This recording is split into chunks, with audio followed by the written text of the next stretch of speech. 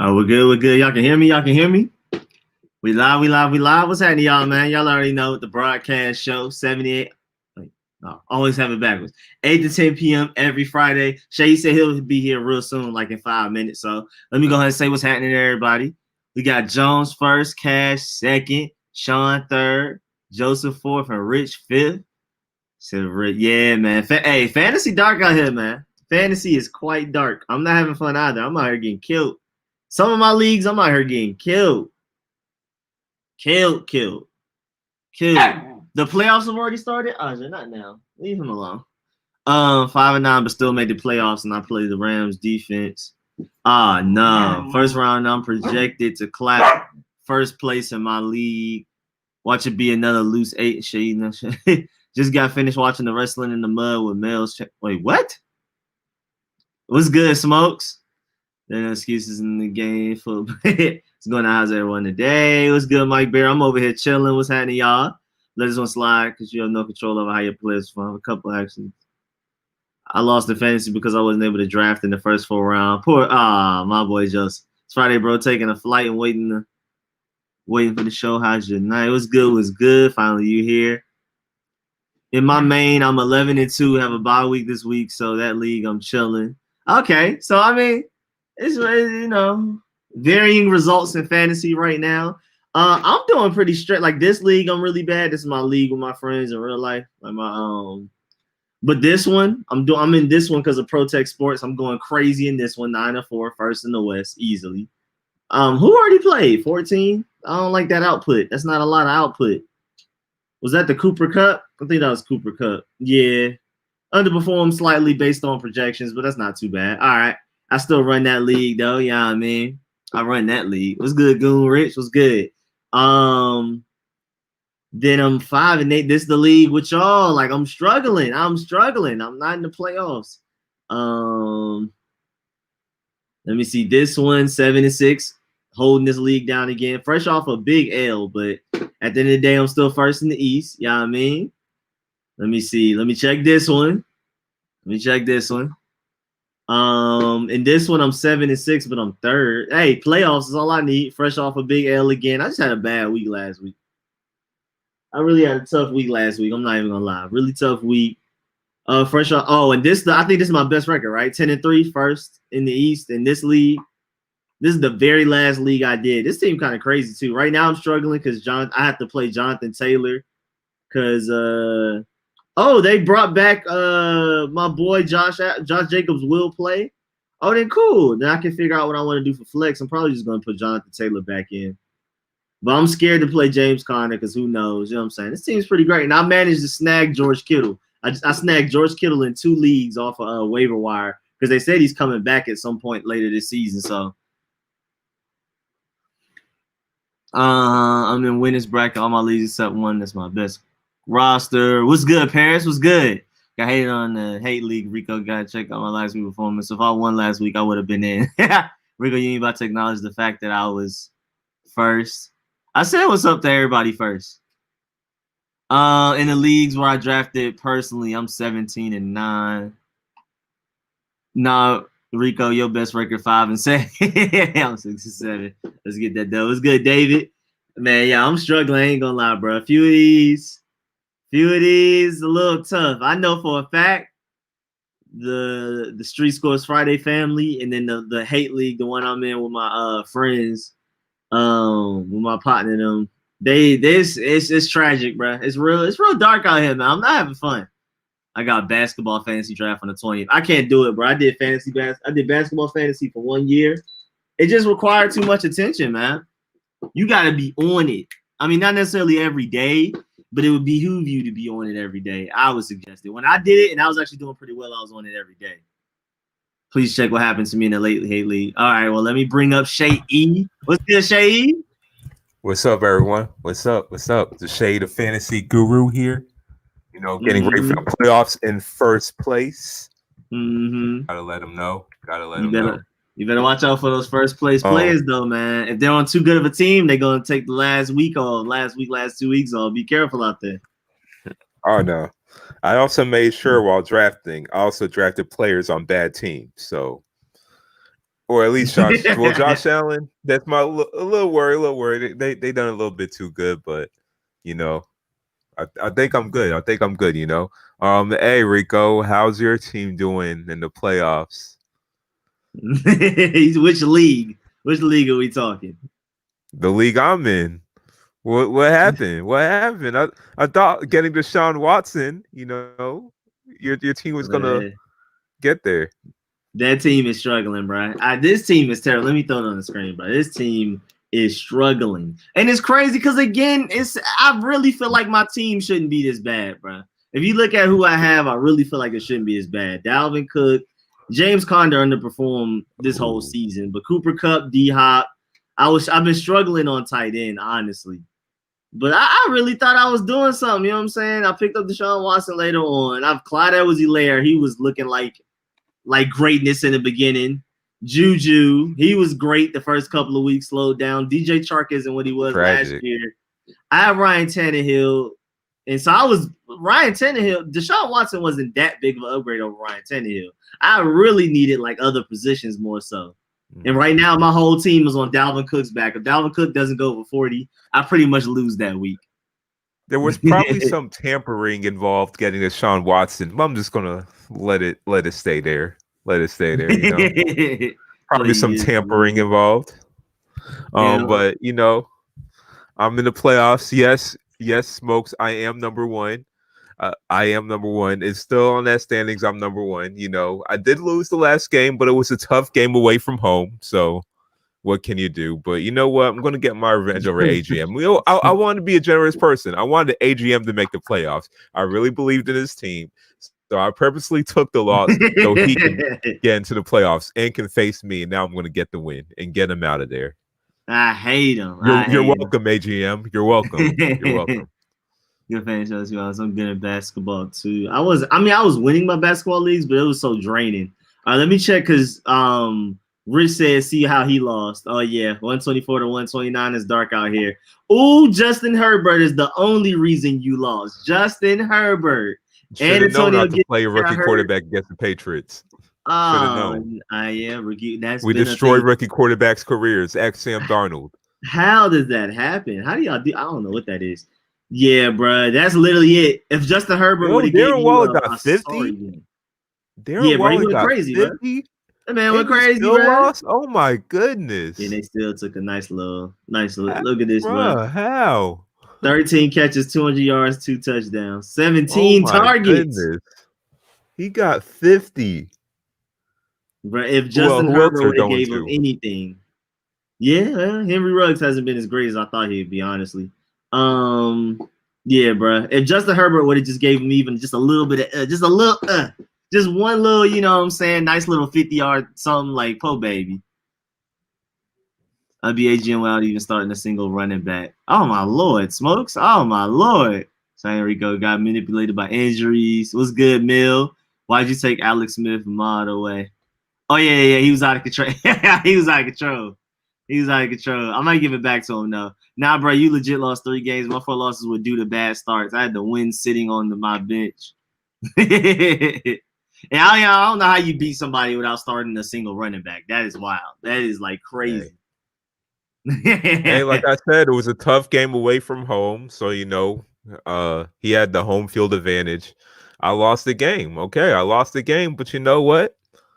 I mean, hey, I take the loss as a lesson. We're regrouping. We're going to win the championship. I don't care about a regular season trophy. You guys could care about being undefeated all you want. I don't care about the regular season trophy. I care about winning the championship. I already knew I had first place on lock. I already know I'm better than all y'all. So we're going to see how these playoffs shape up. I have the best offense in the league. I got 4. Actually, right now I got 5 bell cow running backs. I'm getting all the bell cow running backs. Y'all sleep. Look who I signed. I signed Ty Johnson. Y'all had him in a free agency. I signed Ty Johnson. Let me look. No claim, no nothing. Y'all sleep. I'm in the wrong league. That's why I'm struggling to find it. Hold on. Okay, hold on. I'm on my way right with this league, right? It's Friday Smokes, family. I can't hear you from being first place. I cannot hear you from being first place. Let me see. I can't hear you from being first place. Y'all let him win this many games, and now he talking like this. Y'all did this. Oh, I missed. No. Man, I missed. Oh, here we go. Bet. All right, so you said like you had. I'm saying, away from home, away from home. He had David Montgomery, had a great game. Wayne Gallman in the rare Giants win had a good game, And it says I'm away, right? It says I'm away. So, Wait, what is away? What tough game away? It says at. It says at. Look at the schedule. It says at. Away. I'm away from home. And it's crazy. I have so many of these players in other leagues, like multiple of them. Like there's multiple leagues. I have James Robinson. Multiple leagues. I have Josh Allen. I have like him. I have DK and all two in one of them. team. Miles Gaskin. Yeah, I mean, hey man, I don't know what's going on with this league, bro. I hope I can be a dark horse in the playoffs, but it's not much I can do at this point, man. I ain't gonna lie to you. There's nothing I can do. All with I this just thing. need is Josh Jacobs. I know you've been banged up. I know you've been hurt. Just be healthy. And Kenny Galladay can at least play one game this season. See, Josh Allen, Josh Jacobs, James Robinson. And I have Miles Gaskin. I think I got. Is this the league I got rid of? When you're in one league with the fantasy guru will teach you lessons how to draft. So, wait, y'all people that got cash better capitalize on a 99% off DoorDash. Wait, what's going on? 99% off DoorDash. What is going on with that? What's going on with that? What's up with that? Do we know what's going on with that? Do we have any idea like why that's happening? Are you talking about DoorDash in the stock market? I'm not touching that if that's what you're talking about, because it's already rising. That can dump real quick. I'm not touching it. I'll let the whole aftermath happen. If you're talking about DoorDash in the stock market, because they just became a stock this week. So my team is sent through backup QB Cam out here slumming heavy. You can. I had him in a couple of these. I had to release him in one of them. I was tired of it. I can't do it anymore. But I love this team. This team has led to a 10-3 record. This team is greatness. Travis Kelce slick been carrying me. It's been between Josh Allen and Travis Kelce. Everybody else just been doing their thing. Smokes. You're right. I would never go 10-3 with Cam at quarterback. That's why I didn't draft him. I draft Josh Allen, so I could go 10-3 in the 10th round. Don't be mad at me because you didn't find the sleeper. Don't be mad at me. But I truly, deep down inside, thought Cam Newton would be some type of good this year for fantasy. He started off fell in high. love with the workout videos. I fell in love with the IG videos. I got motivated. He looked good the like first few games. That duel he had, that back and forth he had with Russell Wilson. The game before that, he had a great game. I don't know what happened. I mean, he caught COVID and just literally hasn't been the same since.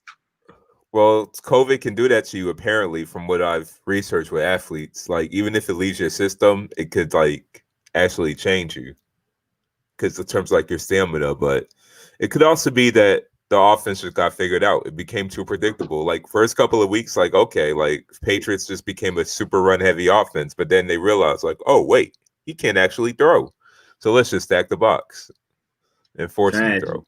Tragic. And then, the COVID has had long-term effects on people. It seems like anybody that's caught COVID has just not been 100% afterwards. You drafted Dak in the 9th round. I drafted Josh Allen in the 10th round. I drafted an MVP caliber quarterback in the 10th round.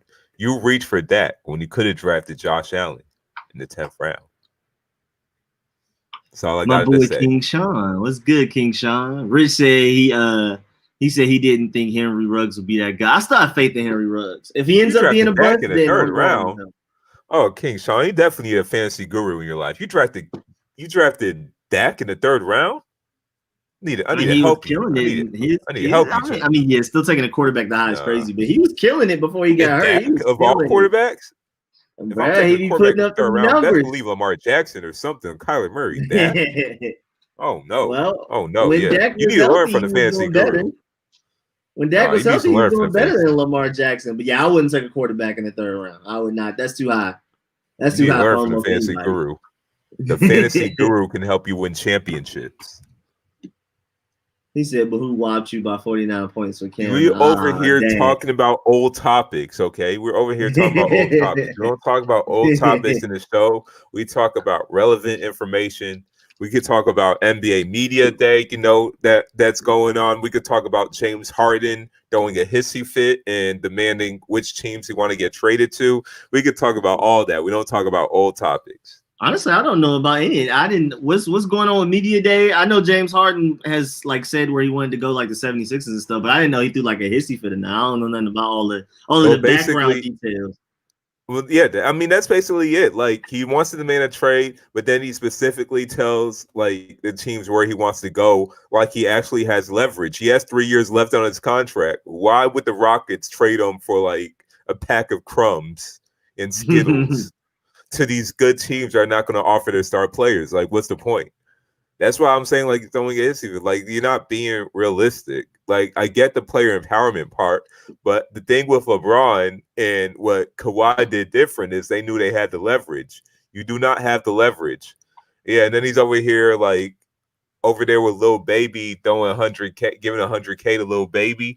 I saw that. Yeah. He gave him the watch money.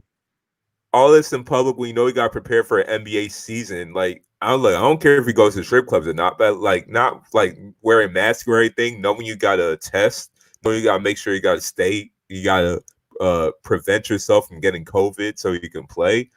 Like, I don't know what he's doing. And then the fact that he's mad that Rockets hired Steven Silas because he wanted Ty Lue. I think he also wanted Jeff Van Gundy too. Couldn't get it. So we got Steven Silas. So he's not even going to give him a chance. But Steven Silas was part of that record-breaking Dallas Mavericks team last year. And they say he had a big part of that offense. That offense, like, in terms of records, they were like one of the best offenses of all time, statistically. Okay. And is that like per... It's hard to compare. Basketball's so weird because how the pace changed. So, like, are they one of the best per possession thing or just overall? Yeah, pretty much like offensive efficiency. Oh, okay, yeah. Then efficiency matters. Then, yeah. Then that if you had taken into account how many more possessions we play now compared to back then, and you're still superior, then yeah, then they did something. I just had to make sure it wasn't skewed. In terms of like points, of course, like there's better offensive teams now, but in just terms of like offensive efficiency, I think at one point they probably still are ranked number one, but they were ranked the best all time. That's crazy. The defense on the other end was another story, but yeah, offensively, and Steven Silas was part of that. So not even giving him a chance. And then he wanted John Wall on the team. So he wanted John Wall. But look, this is the thing with James Harden. James Harden wanted Chris Paul on the team. Well, he wanted Dwight Howard out of there. They got Dwight Howard out of there. He wanted Chris Paul. Yeah, he got Chris Paul. Then he didn't want Chris Paul anymore. They got Chris Paul out of there. He wanted Russell Westbrook. They got Russell Westbrook. Then he didn't want Russell Westbrook anymore. They got Russell Westbrook out of there. That team is made in this image. And I think I was listening to The Ringer about this, that he's had, like, they're saying that LeBron is the GM. Harden has more input on his team than LeBron has had in any of his teams. And honestly, I would say, okay, probably not any of his teams, but recently, yeah, definitely. Recently, yeah.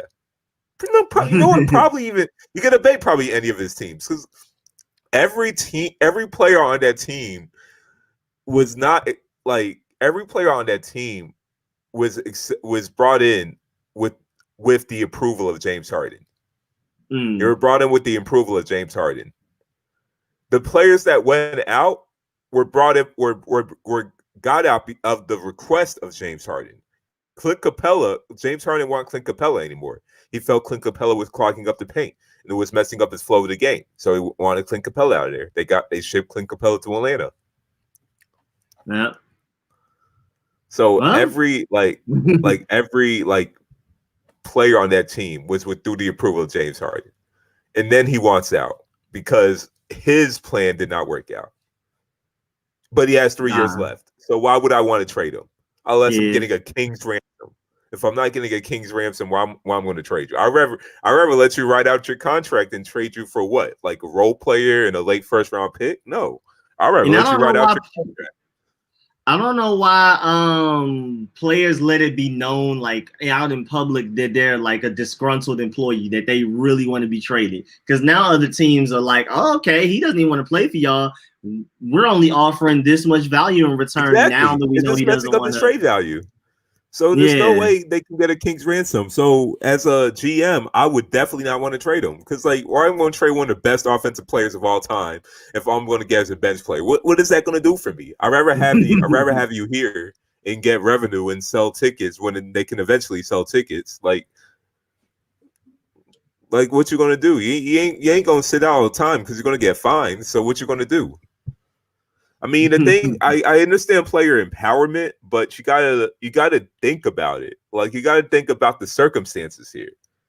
You already got everybody on your team. You signed a contract already that already has 3 years left on your contract. Why are you you have no leverage? At least LeBron makes sure he doesn't sign long contracts so he can have the leverage. Kawhi does not sign long contracts so we can have the leverage. You got no leverage. That's a huge difference right there. That is a huge difference. That the fact that like that whole they only have 1 year left, you might as well trade them rather than just letting them go in free agency for free. James Harden does not have that right now at all. yeah. And then Smokes made a good point. Like Harden makes so much money, it will have to involve other teams, or they'll have to trade a star player. And Sixers, they're not trading Ben Simmons or Joel Embiid for Harden. They're not breaking up that young nucleus for Harden. And from the Rockets, I'm not accepting anything less. Oh, yeah, no. They're not going to take on a bad contract for Harden. They're not going to take on an overpaid player for Harden. And Smokes does have a good point that, like, you get, like, I mean, like, basically, like you're saying, you have to trade another player, a star player that's making a lot of money because teams just can't just suddenly take on another $40 million. Like, they just can't do that. Yeah. Then a player who kind of changes like the whole way you play because he's such a high usage player. He's a very ball dominant player. One of the most ball dominant players of all time. Yeah, probably the most ball dominant player of all time. In the NBA right now, he's definitely the most. It's literally James Harden number one, Westbrook second in the NBA right now. Yeah, as far as usage. He said he wants to change his game up, but I don't know. Like you've been playing this way for such a long time. Well, whoever gets him, like that whole team is going to change. Nets, their whole team is going to change. Sixers, they will have to trade one of them because their whole team is going to change. Yep, exactly. You would trade players away to get him, and then when he gets there, he's going to dictate what players you keep and bring in, which ones you let go, and then your team's going to change even more. It's not just going to be simply trade for James Harden, and now that's your team at all. But James Harden is so talented. I would like to see him somewhere else just as a, just a kind of casual basketball fan. I just like seeing people switch teams and seeing how that works. So I'd personally be a fan of the trade, but I understand why the Rockets and any team that James Harden wants to go to aren't willing to meet at a nice middle to make those trades happen. I perfectly understand. Do you remember all the teams he listed? I'm trying to remember. I know one is the Bucks, the Sixers, the Miami Heat. Which Jimmy Butler liked the Bleacher Report post, I was just about to say, I saw that, and I hate that players have to explain that or give an excuse because he basically said he liked the picture because he liked his hairstyle. Like, no, why is that I so bad? On my team. Why not? Why can't people just say, yes, I would like one of the best scorers of all time on my team to play with me? Like, how is that bad? No, I have no problem with Jimmy Butler said because if he said yes, he might get fined. It's like I have wrong. Like, why the media are asking that? Like, obviously, like, why wouldn't? Yeah, exactly. Yeah, that's what I'm saying. Why do players even have to like excuse themselves and change it up and be like, oh, I like this hairstyle? Like that. Why if he would have said yes, James Harden, he could get fined for that. So I don't blame Jimmy Butler. I forgot about that. Yeah, tampering. Like NBA does not play with their tampering rules. So, just to let y'all know, John Wall got an assist to Boogie. DeMarcus Cousins for a 3 already. So that Kentucky connection is already going right now. I forgot preseason is on right now. Oh, my goodness. Is James Harden playing? Yeah, I think it's Houston versus the Bulls right now. I know and so John Wall assists to DeMarcus Cousins. It was rumored back when Harden first went to Houston that Ernie Grunfeld turned down a Bill for Harden trade. What would have how would that have worked? Like how would they have built that trade? It would have been Bill and maybe like some picks and something. I wonder what Wall and Harden would looked like on the Wizards. It's crazy that it's gonna be Wall and Harden on the Rockets rather than if you would have asked me 3 years ago, would Wall play with Harden in DC or would Wall play with Harden on the Rockets? I would have just assumed DC. I just didn't see him getting traded. But I mean, it's just crazy that they're gonna play together in Houston rather than in DC. That's really wild. Yeah. You said you don't talk about it, Rico. You about to make me cry. Yeah, I remember hearing about that news when the Beal got drafted. It was B Harden, and I think Harden was in his second or third year that time for Beal. And at the time, I think for OKC, Beal was supposed to be the better player than Harden in the long run because Beal had all this potential. I mean, Beal obviously lived up to it and them were, but I don't think anyone expected Harden coming out of Arizona State who was going to be one of the best offensive players of all time. Yeah. So, I mean, you know what? Yeah, I don't blame Ernie Grunfeld for rejecting it. Yeah, I probably would have rejected it too. Mm-hmm. Especially, I mean, again, like you said, hindsight is always 50-50. People, you look back and it's like now you would have taken James Harden, but back then, like you said, with the potential of a Bradley Beal when he was coming out, nobody saw James Harden being the best scorer of all time. You can't be mad at him for that mistake. And then Tom Harden was just a six man. He was a good six man, but he was just a six man. And he's the one that folded in the finals against the Heat. He just disappeared that whole Heat finals. Yeah, that too. I'll never forgive him for that. I'm not gonna lie. I'll never forgive him for that. I know the rest were cheating that finals. That was one of the most like cheating is meant to be. They paid off the refs finals I've ever seen in basketball. I mean, again, I don't watch a lot of basketball, but I remember that one was like clearly we're like we got to get LeBron his first ring. Sadly, Thunder had to be the victims of it. That was terrible. Oh my! It was like a whole video showing the Heat doing something, no call. The Thunder doing it, they get the call. It was bad, bro. It was really bad. That's like it's Harden's narrative now. That the fact that in the playoffs he just chokes. It started from OKC and then just followed them to the Houston. To me, the reason why he does it in Houston is because he takes on so much of an offensive load in the regular season that he just runs out of gas in the playoffs. But that's just his narrative now. He's about to start load managing. And I think that's why he wants to get traded, because he wants to prove that he can win a championship. And he wants to prove that he can actually play well in the playoffs. But just the way you're going about it doesn't work that way. See, the difference between him and LeBron is LeBron formed a brain trust around him. He got Rich Paul. He got who else? Maverick Carter. He got all these people around him to do all the work for him. So they can advise him. They can tell him what to do. They can make the decisions for him. James Harden is not going about it that way. And I think that's why he's messing up. Yeah, I just don't understand how players haven't learned by now that when you make it obvious, very obvious that you want to be traded badly from a team, all that does is make it less likely for you to be traded because now your trade value is devalued. I just don't understand. You just diminish your own trade value. I just don't get how we're still making these same mistakes. It goes for any sport, even football. Once you let it be known to other teams that I don't want to be here, and I'm almost like, especially if you're to the level you're willing to just not play at all, you're willing to sit out. Like a lot of these guys that, in football, when training camp comes around, they start skipping training camp because they're just trying to hold out for a new contract. And now they're asking to be traded. Once you hold out for that contract and look like you're willing to not play like how Trent Williams did, you can't trade that guy unless the team that he's currently on is willing to take a huge, huge loss in the trade, which usually doesn't happen. Two good examples. I know we make fun of both players, but Kyrie Irving and Paul George. I think both of them went about it well. Because Kyrie Irving, honestly, he didn't publicly demand a trade from Cleveland. He kind of said it behind closed doors. It just got leaked. But Boston, Cleveland was still managed. Okay, they still kind of got fleeced, but they managed to not get like completely fleeced from the Kyrie Irving trade. They still managed to get some players out of it. They got Isaiah Thomas, even though the hip messed up. Paul George, I think, was super perfect because what he did was he was chilling with Russell Westbrook and everything before he got traded, saying that he wanted to stay. No, that was a year ago, but yeah, he wanted to stay in OKC. Nothing about him wanting to get traded from OKC. And then after Kawhi got signed, Kawhi wanted Paul George. Paul George went out, but he didn't like publicly demand a trade. He just got traded. Yeah, he made sure he handled that behind LA. He did handle that behind the scenes because I think I remember hearing about that. Like Paul George texted Kawhi, like, "Hey man, where we going?" type thing. Yeah, and that helped get him out of there. Yeah, that's why he got traded.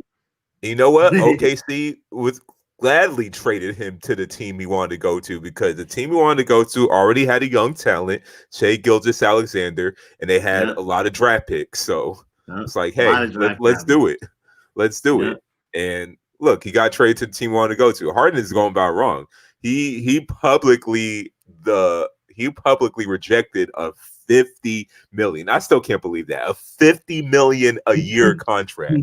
He publicly rejected that. So there's no qualms. Everybody know you want to leave. How do you reject a $50 million contract if you want to stay? I mean, but one way you have to look at it, if like after this year, he's like, you know what, forget all of that. I want to stay with the Houston Rockets. They'll offer him that $50 million a year again. So it's just like, it's not even like he turned down that money. There's no chance he can get it after he turned it down. So I know. But if you turn it down once, I know you don't want to be there. That also confirms me. I don't want to hear any reports. If you turn it down once, I know you don't want to be there. So that was all we needed to know. Who can turn down something like that with a straight face? I don't care if you already make $40 million. Who can turn down something like that with a straight face? Like, yeah. So I already know you don't want to be there, and just the like. More stuff he says, more things he do is just putting him down in the gutter where he's going to be untradeable because no way Rockets are going to trade him for like bench players or whatever, or Spencer Dinwiddie or Karis LeVert. Even though they're good players, I'm not trading James Harden for that. I'd rather let James Harden run his contract down than trade him for that. Yep, same here. If they took an L. Yeah, because I mean, when in doubt, you never know what might change in the next 2 years. You know what I'm saying? Maybe you'll be able to build a team around them to make them believe, bring in some free agencies, maybe capitalize on some excellent draft picks, and present to him a team that makes him actually want to end up staying. You never know, because I don't think it's Houston. I don't think it's just the team per se. I think it's just the people around him. He wants to win a championship. He feels like he can win a championship with that team. If he could take a roster and bring it to Houston, another roster and bring it to Houston, he would stay in Houston. If they could just build the team that he feels like is built to win a championship, he'll probably stay. So you never know what might happen in 2 years. There's no point in just giving them away for less value now and never knowing what could have possibly have happened. Yeah, exactly. Even though I kind of doubted that Houston team and the lack of draft picks they have, but hey, you never know. Smokes didn't make the mention that OKC didn't want to pay Harden $8 million for 5 years. He wasn't willing to commit, and that definitely backfired. And also, like what I heard about Harden is that Harden did really want to leave OKC. It was just that, unlike what he's doing right now, it was just behind closed doors. Oh, okay. And he already knew he wanted to be the star of the show. He already wanted to be a star. Yeah, he already knew he wanted to be a star. And honestly, I don't blame him for it because star means more money, more endorsements. I mean, if you're that good as we've seen he became, like, why would you want to be on the bench? So, so he wanted to leave. They also didn't want to pay him that contract because at the time, Serge Ibaka was this big defensive monster. Who was supposed to have he's supposed to have like the Kembe Mutombo like potential. Like he was supposed to be like a future Hall of Famer in terms of his potential, in terms of just like being an interior monster, defensive interior monster. Once he got that mid-range shot, he just never looked back and just never became that. Thing is, hindsight is 2020. OKC didn't know that at the time. They figured he was a better. And at the time, it looked like because you got a legit 7-footer who was getting like 4 blocks a game. Like you'll take that over the guard at the time because it wasn't a guards league back then. You got a legit 7-footer who with Durant and Westbrook can play better off of them because he's a completely different position. He's not an offensive player. He's not going to take the ball away from them. Mm-hmm. Where Harden, whereas OKC, they never played Harden, Westbrook, and Durant in the same lineup because there was only one ball. So he needed to have Harden in the second unit so he could give this a scoring punch in the second unit, and he could be more of the facilitator, more of the primary ball handler, which is where Harden's best at. But yeah, hindsight is 2020. They thought Ibaka was going to become better than what he was. Once Ibaka started shooting, he started getting further away from the basket. He wasn't the shot blocker. He's not the shot blocker he used to be anymore. Lost a lot of his athleticism, and yeah, the rest is history. First of all, I want to say I don't know.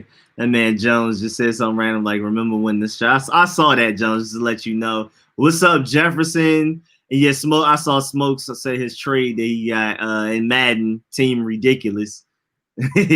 And but yeah, man, it's crazy. I didn't know Ted. Okay, so Ted Lena's the Wizards owner, but I know OKC didn't want to pay him either. Okay, thanks for clearing that out, Smokes. Yeah, so he didn't want to pay Harden for the Wizards. Okay, what's it called? It's crazy that like with that Harden situation where he wanted to go to a different team to be the star of the show. It's not exactly the same, but it's crazy like how much we will get mad at somebody for going to a new team to become a star of the show, but then we'll praise somebody who's the only good guy on a team that stays with the team he's currently at rather than joining another team. It's essentially the same thing. It's just that one guy's leaving a team to go to another to do the same thing that somebody's just staying on a team to do. I mean, I understand because it does look crazy when James Harden just wants to break up a happy family so he can go be the man, but it's basically almost the same logic as somebody that's on like a Giannis relatively right now and is just chilling. Smokes. Yeah. I know they played together to close the game, but I'm saying they never started. They were always Harden on the bench because you can't have three high usage offensive players in one lineup. So they wanted to get the defensive specialist, who at the time was it Raja? No, it wasn't Raja Bell. Was it Raja Bell? Who was it? It was probably I forgot who. No, Thabo Sefolosha. Yeah, Thabo Sefolosha, the other light-skinned defensive player. Okay, Thabo Sefolosha. Thabo Sefolosha was a starting two guard because he was a low-usage defensive player, so they had Harden on the bench. But yeah, I know they all finished together, but I'm just saying, Harden didn't want to be six-man forever, and that just having three players like that in the starting lineup just never really works. Ever. At least over a full game. I mean, yeah, the close, but not like over a full game. Yeah, and I mean it can work sometimes in the regular season, but that's not going to work in the playoffs once teams really pinpoint what your weaknesses and strengths are and learn to abuse them over the course of at least 4 games. It's just it's hard to make that work consistent. You can get away with some stuff in the regular season that you can't get away with in the postseason. It's worse for that than football. Like football in the postseason, mostly just teams, defenses become a little bit more important. The run game becomes more important because it's colder. But basketball, with you having to play the same team multiple times in a row, that completely changes exactly how people play. I mean, regular season, the playoffs in basketball are completely different, even more different than the playoffs are from regular season games in football. So yeah, man, that never would have worked out. It would have been nice, me. I'm a Westbrook guy, and back then I really wanted them to win that championship, and then I wanted them to try again. Then Durant left, so it all sucked, but. Yeah, man, I'm happy for James Harden being on his own team. He's a star. I mean, the fact that he's hanging out with Lil Baby, who knows if he was a 6 man, if he'd be out here hanging out with rappers like that. No, you know what I'm saying? You never know. If he was just a regular 6 man, maybe if he were from Atlanta like Lou Will, maybe because Lou Will can hang out with rappers because he's from Atlanta, and a lot of rappers, he's with like Lil Baby and all of them. They're from Atlanta too. But I don't think James Harden probably would have been with Lil Baby on his birthday, giving him $100,000 if he was still a 6th man. I don't think that would have worked. Hey, so Joseph, that J. Cole signing a contract with Pistons is just a publicity stunt. He was never going to play. Let's see, whatever comments. Make this close. Oh yeah, PG signed a new contract with LA, giving him more money. He says he wants to finish the rest of his career in Clippers. That's very funny. He said the same thing in OKC. What else he said? He was going to get them a championship.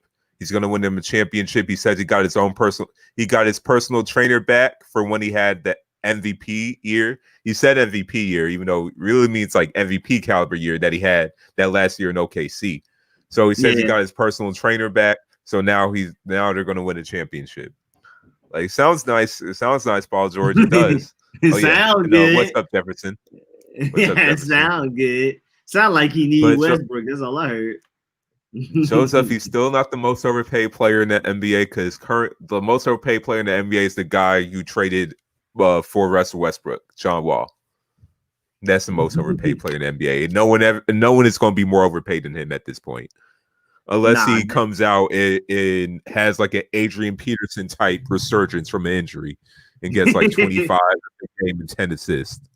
But actually, I mean, out of players that are playing, I may agree. I don't know, but like, there's a lot of players that haven't been in the league in years, still making like double-digit millions of dollars per year. Have you seen the guy? You know, Darren Williams is still getting paid right now, bro. I gotta find the list, bro. Really? NBA by Brooklyn?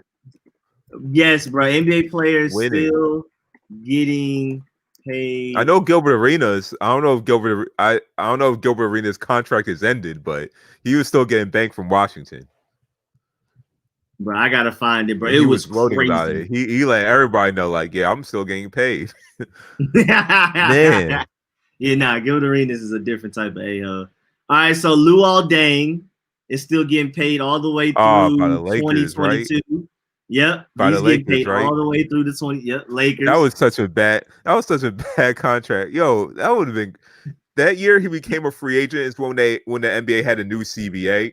So all of a sudden, like, it had all this TV revenue, all this TV money to give to players. So every player that year got overpaid. Timothy Mozgov got overpaid by the Lakers. Luol Deng got overpaid. It was great to be a free agent as a player during that year. Tyler Johnson, who barely gets playing time, got $21 million a year. What was Buddy that played for the Trailblazer? Crab, whatever for Trailblazer. I think you ended up going to. Yeah, Alan Crab got. Yeah, Alan Crab. At least like $16 million, I think, or something. Yeah, crazy money too, bro. I remember them comparing like Kent NFL Bazemore had like Alan Crabs. Oh, Alan. Yeah, Kent Bazemore had 4 years, $72 million. I appreciate that. Oh, it was ridiculous. I'm a little sleepy. Nah, bro, there's more, bro. Joakim Noah still getting paid by the Knicks through 2022. Yeah. Timothy Mozgov getting paid through 2022 for the Magic. From like I said, and that contract transferred over to Orlando because Lakers traded him. Oh yeah. Let me see. Darren Williams with the Nets. Darren Williams with the Nets. I'm trying to see, do they receive annual payments of nearly $5 million? Okay. Josh Smith with the Pistons. I think this year is his last year. I think this is gonna be his last year. Salute to Josh Smith. I seen Josh Smith at a Morehouse basketball game like a year ago too. He was still getting paid by the Pistons back then. Oh, it was good. I think he had a cousin playing or something. Monte Ellis is still getting paid through 2022. What contract did he sign? Monte Ellis? Monte Ellis is still getting paid by the Pacers right now through 2022. Just to let you know, man. Monte Ellis. So Smoke says the NBA required teams to spend 80% of their cap, I think, and when the cap raised, teams were screwed. That's how Ian Mahimi, I remember him, got paid $16 million okay, if that's true, still. They could have done it a little bit. They could have done it a little bit better with that money now. Yeah, that is true. That was wild. Like every role player got paid like legit. And that kind of messed up. It kind of messed up a lot of things. So now the role players are getting paid that. If you're a starter, how much you get paid? Then you're a star, then how much you get paid? It was like closing the gap. Yeah, bro. And Smokes has a good point. The NBA required teams to spend 80% of the cap, I think. And when the cap raised, teams were screwed. That's how Ian Mahimi got paid $16 million as a third center. That's crazy. I do remember there being a year where they were like, bro, you got to spend this money. Is he still in the NBA? Not, I don't better remember. not be. Ian Mahimi. I remember him playing with him in 2K. Ian Mahimi. Oh, he is French. And I remember they had the amnesty clause that year too. So when you have a bad contract, you can release them and it won't go against your cap. Oh, he's currently you'll a free save agent. you'll save all the money. So they had an amnesty clause. So like any bad contract you had, you can take them off with the amnesty clause. It says current team Wizards, but it says is currently a free agent. Which one is it? I'm gonna assume free agent. Probably. Oh, yeah, he was with the Wizards. But yeah, you me. Yeah, I think he's a free agent right now. I'm not gonna lie. Yeah, because 2020. This is technically about to be the. Is this technically the 2021 season or is it the 2020 season? How does this work? It is the 2020-21 season. Okay, so that's how that works. 2020-21 season. Yeah. Okay, well, so then technically, okay, never mind. So this 2020 right here is technically 2019 through 2020. That's technically that last one. Okay, I'm assuming. Because it says, yeah, I think he's a free agent. I don't think he's on the Wizards roster, is he? I don't think so. His deal was up just this. Okay, he's a free agent. Blah, blah, blah. The money is fully guaranteed, but not guaranteed right away. That's so weird. That's so weird. Basketball is so weird. The fact that you can trade cash. Basketball is way more complicated when it comes to that stuff than football. You can just trade somebody cash.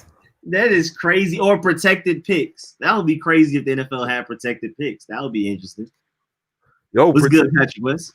Oh, if they have protected picks, I think, if they have protected picks, I think they need that in the NFL. I would be a big fan. They probably need that. Protected picks are a great thing for the NBA because teams get jugged in trading. So a protected pick can at least protect your first round pick if that trade completely backfires. So like, let's say the Wizards completely backfire. Like they at least still keep their, like, if they end up being one of the worst teams in the NBA, they're going to keep that pick that they traded to Houston in 2023. If in 2023 they end up being one of the worst teams in the NBA, they'll keep that pick. Yeah. So you need protected picks. Never know what might happen by then. What's foolish is when teams trade unprotected picks. Yeah, the Brooklyn fact that you have the option to picks, trade protected and you don't do it. Yeah, you have the option and don't do it. That's how Boston's team is because of the Brooklyn Nets. Boston's team right now. Jason Tatum is because of the Brooklyn Nets. I don't think that was even Celtics original. That wasn't Celtics original pick. That was Brooklyn's pick. Jason Tatum. That's because of the Brooklyn Nets. Jaylen Brown, I think, was also Brooklyn's pick like that whole team right now is mostly because of the Brooklyn Nets. Oh wait, I know Rico would love the NFL to advertise the picks because he really wants Zach. And then Jesse said, "Have you seen college football rankings?" No, I actually haven't paid attention. Now that my Georgia have 2 L's, I haven't even. Unless Florida just suddenly starts losing a bunch of games, we're not going to the SEC championship, which means we won't make the playoffs. So I stopped caring. I mean, I watch my Georgia games still whenever we have them if other teams don't cancel. But yeah, man, I'm out of it. I have no idea who's even. I think Notre Dame is still like number 1, aren't they, or something like that? Baseball has been. You say what? I was about to reply to King Sean's comment above. It said, "Imagine there was an NFL draft lottery. That won't be able to work. There's not enough games in their NFL regular season unless you want to do top 3 lottery." I don't think that's going to work.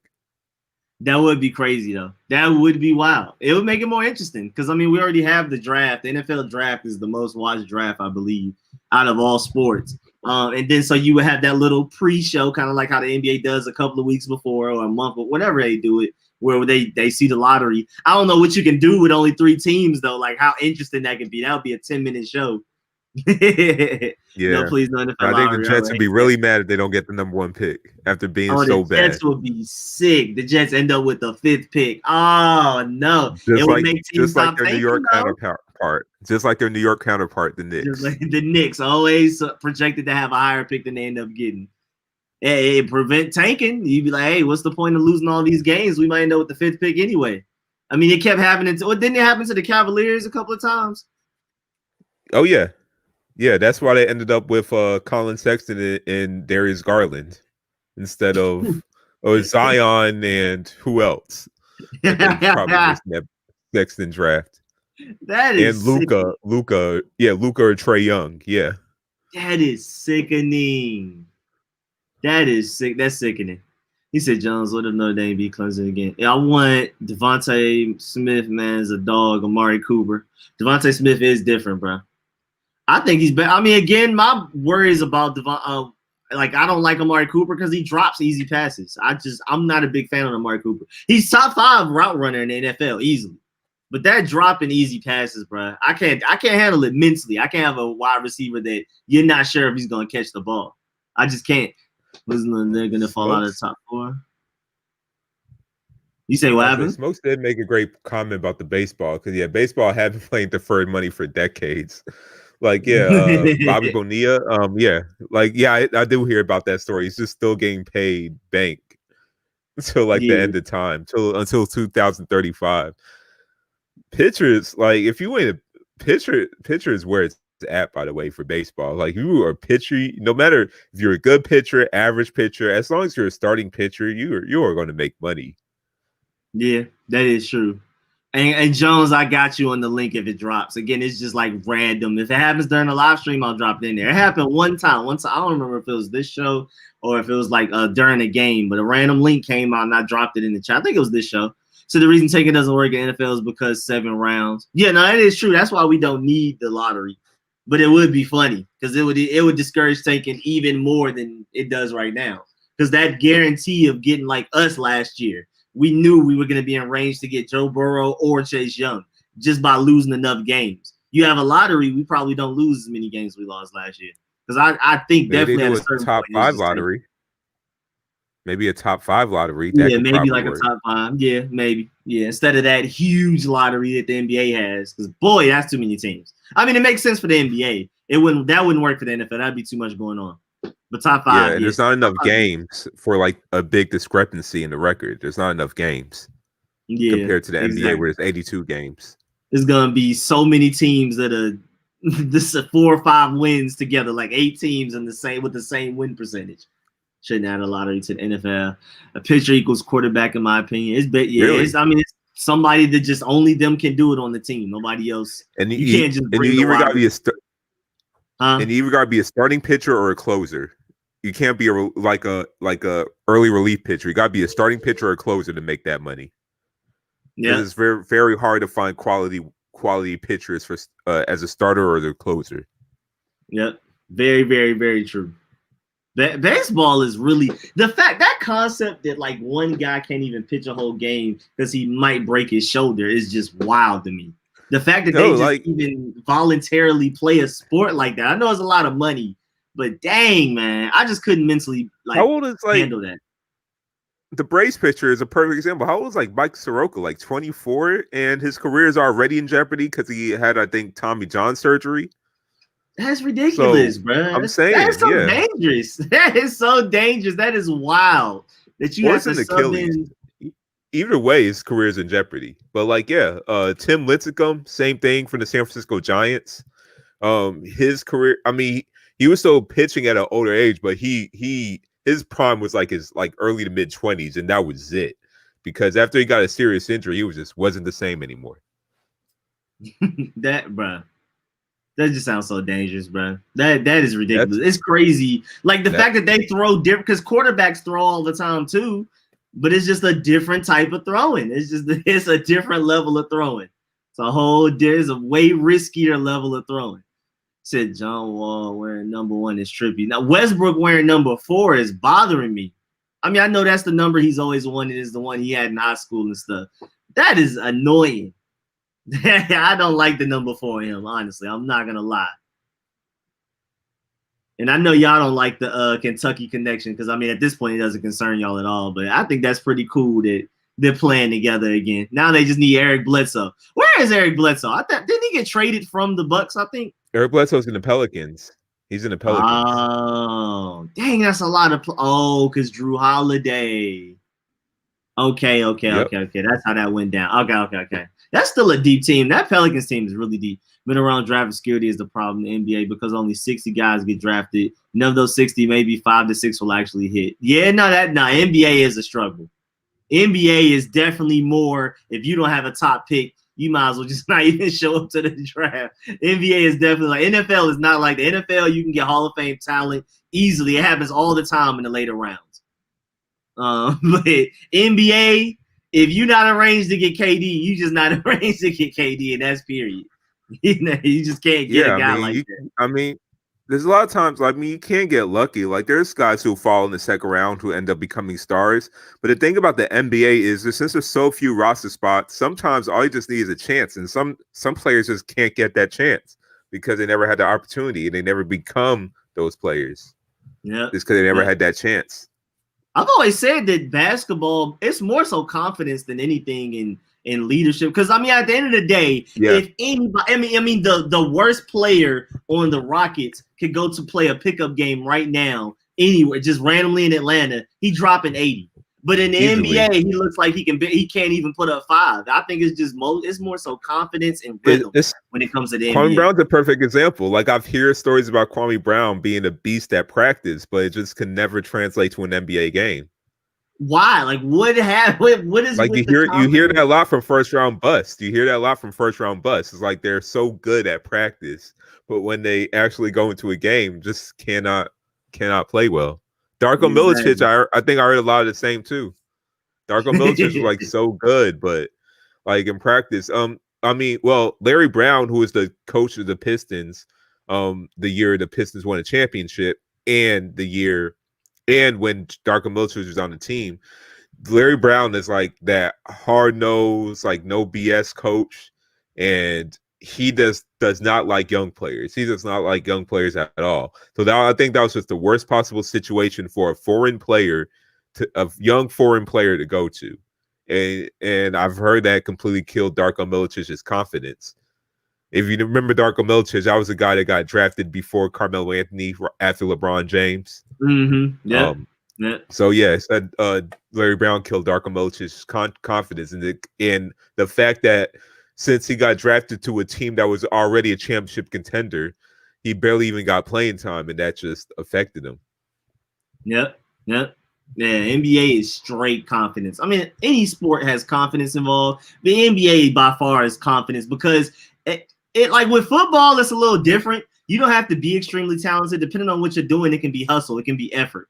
NBA, everybody's talented. It's just whoever has the most confidence. And now, a lot of it is work ethic, but a lot of it is confidence. Granted, you would have your LeBron James and your Giannis's who are just more than just talented or just freaks of nature. Yeah, a guy like a JJ Redick or Jimmer Fredette can't do nothing about that. But a lot of it is confidence. With basketball, you still gotta have somewhat of an athletic makeup because everybody, like we said, is if they play any of us in the pickup game easily, we'll win and we won't score anything.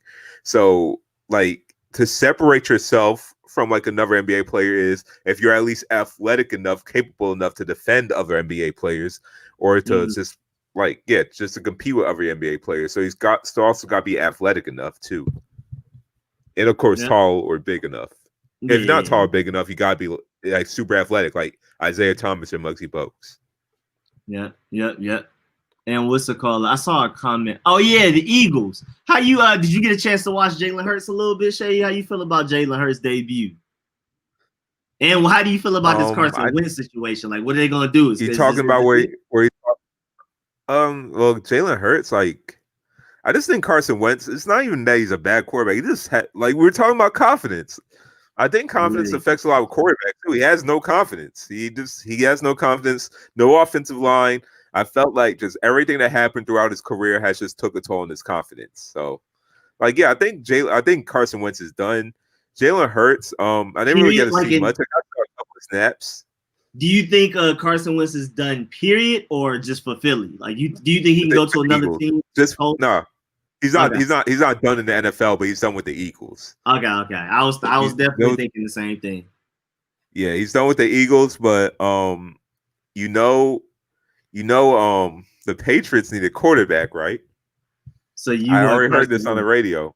Okay. Hey, if we get MVP caliber Carson Wentz, look, Colts. I could see that too. But Now, Patriots make sense. I hope it doesn't happen, but it makes a lot of sense. Perfect sense. Your team held Justin Herbert, potentially offensive rookie of the year, to 0 points. It was right. They didn't even put up a field goal, right? Yeah, not even a field goal. They only got 0. They got a goose egg. If you get half of 2017 Carson Wentz, y'all are probably taking that division. I mean, Buffalo Bills look great, but yeah, it seemed like y'all will be right back on top if y'all just get some of Wentz. Wentz is going to the Colts to play for Frank Wright. Oh, see, that makes a lot of sense. To go to Frank Wright. I mean, then again, it's up. It's really not up to him. If he were a free agent, then I'd be like, oh yeah, Colts without a doubt, more than likely. I feel like Josh McDaniels can do some good work with him too. McDaniels can do some good work with him too, though. But yeah, Frank Wright was definitely the offensive coordinator he had when he had his career year, and I think he'll get his confidence back if he goes to the Indianapolis Colts. But hey, if I'm as a Patriot fan, I would love for him to come to New England. But like, yeah, his confidence is just shot. It's not even his ability. Like, he has a lot of ability. His confidence is just shot, and he just needs to change the way he plays in order for him to preserve his career. Yeah, and it's crazy too, because like a lot of the times with especially somebody like him who's had past injuries, you would just assume the injury's lingering, or like he's not as mobile as he used to be. His arm isn't the same. He's still naturally what he used to be, athleticism wise and all that, health wise. He's just not playing well. His confidence is all mental. Yeah, that's what I'm saying. I don't see anything like it's not like it's Cam, where Cam is not like as athletic as he used to be in Carolina. Yeah. Like, no, I don't see any of that. He's still the same exact Carson Wentz. Just the difference is like he just doesn't believe in himself anymore. And how do you not like? I mean, I understand it's hard to talk as somebody that's not an NFL quarterback. He is. How do you just let that happen? But I don't like, you just don't wake up one day and be like, bruh, I'm tired of being terrible. I'm tired of being trash. Let me get it back together. I've seen what I could do in 2017. Why can't I just play like that again? Like, where does it go? Is it the chemistry? Is it coaching? Like how do you just not recoup that? I'm just confused. I'm just going to bring back basketball. It reminds me almost of Paul George in the playoffs. Paul George in the playoffs is a completely different player. Pandemic P. And he's even said it like after he had one good game, he said like he doubted himself. He doubted if he could. Yeah, he doubted that if he was a good player or whatever anymore. And so it's one of the things I feel it's. Go ahead. Oh no, I'm about to just say like it's just same with the Carson Wentz. I just feel like he's just doubting himself. What were you about to say? I was saying like. So are you saying like if they just have one great game and that's all they need to be like, oh, I still got it, and then they can go on, you know what I'm saying? Like they'll be great after that. But then again, I think Carson's is worse because his backup at the time, Nick Foles, when he was hurt, came in and won a Super Bowl. So I think that is like that's on his mind. Like, wait, he won a Super Bowl. I didn't do that. These fans, especially Philly fans, are impatient. Some of the fans were mixed about having the Eagles give up Nick Foles because they felt like they should have gave up Carson Wentz. And Carson Wentz probably had that in his mind that he needed to prove himself, and then he just started regressing.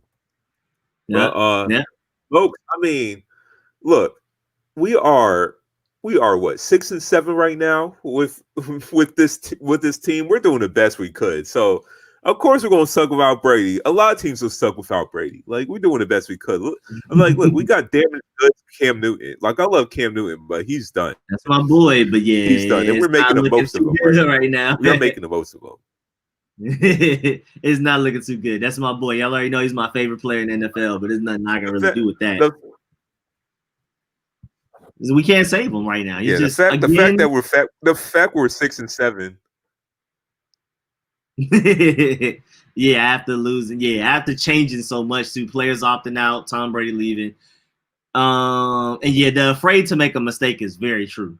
Rico was on Authentic's channel and he shouted you. Oh man, shouts out to Authentics. I forgot all about that, man. Definitely shouts out to Authentics. He said, man, it's Doug Peterson. Philly fans definitely were after they did the thing where they after they won the Super Bowl, they started looting random innocent people's stores and stuff and breaking windows and stealing stuff.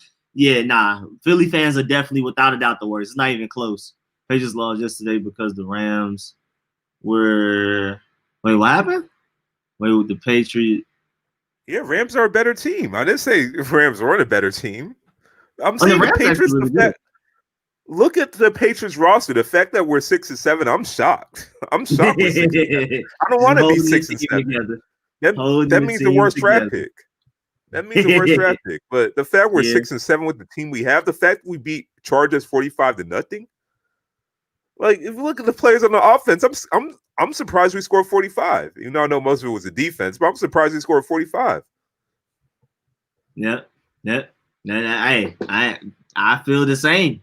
I didn't expect y'all to bounce back. I picked y'all to beat the Chargers in my family pool, but I didn't expect that at all. I didn't see anything anywhere near like that happening at all. I know y'all defense is great, but Justin Herbert's looked pretty good too. If J.C. Jackson was as good last season, we probably would have went further in the playoffs. I mean, he was decent last season, but this year he's legit like almost elite at this point.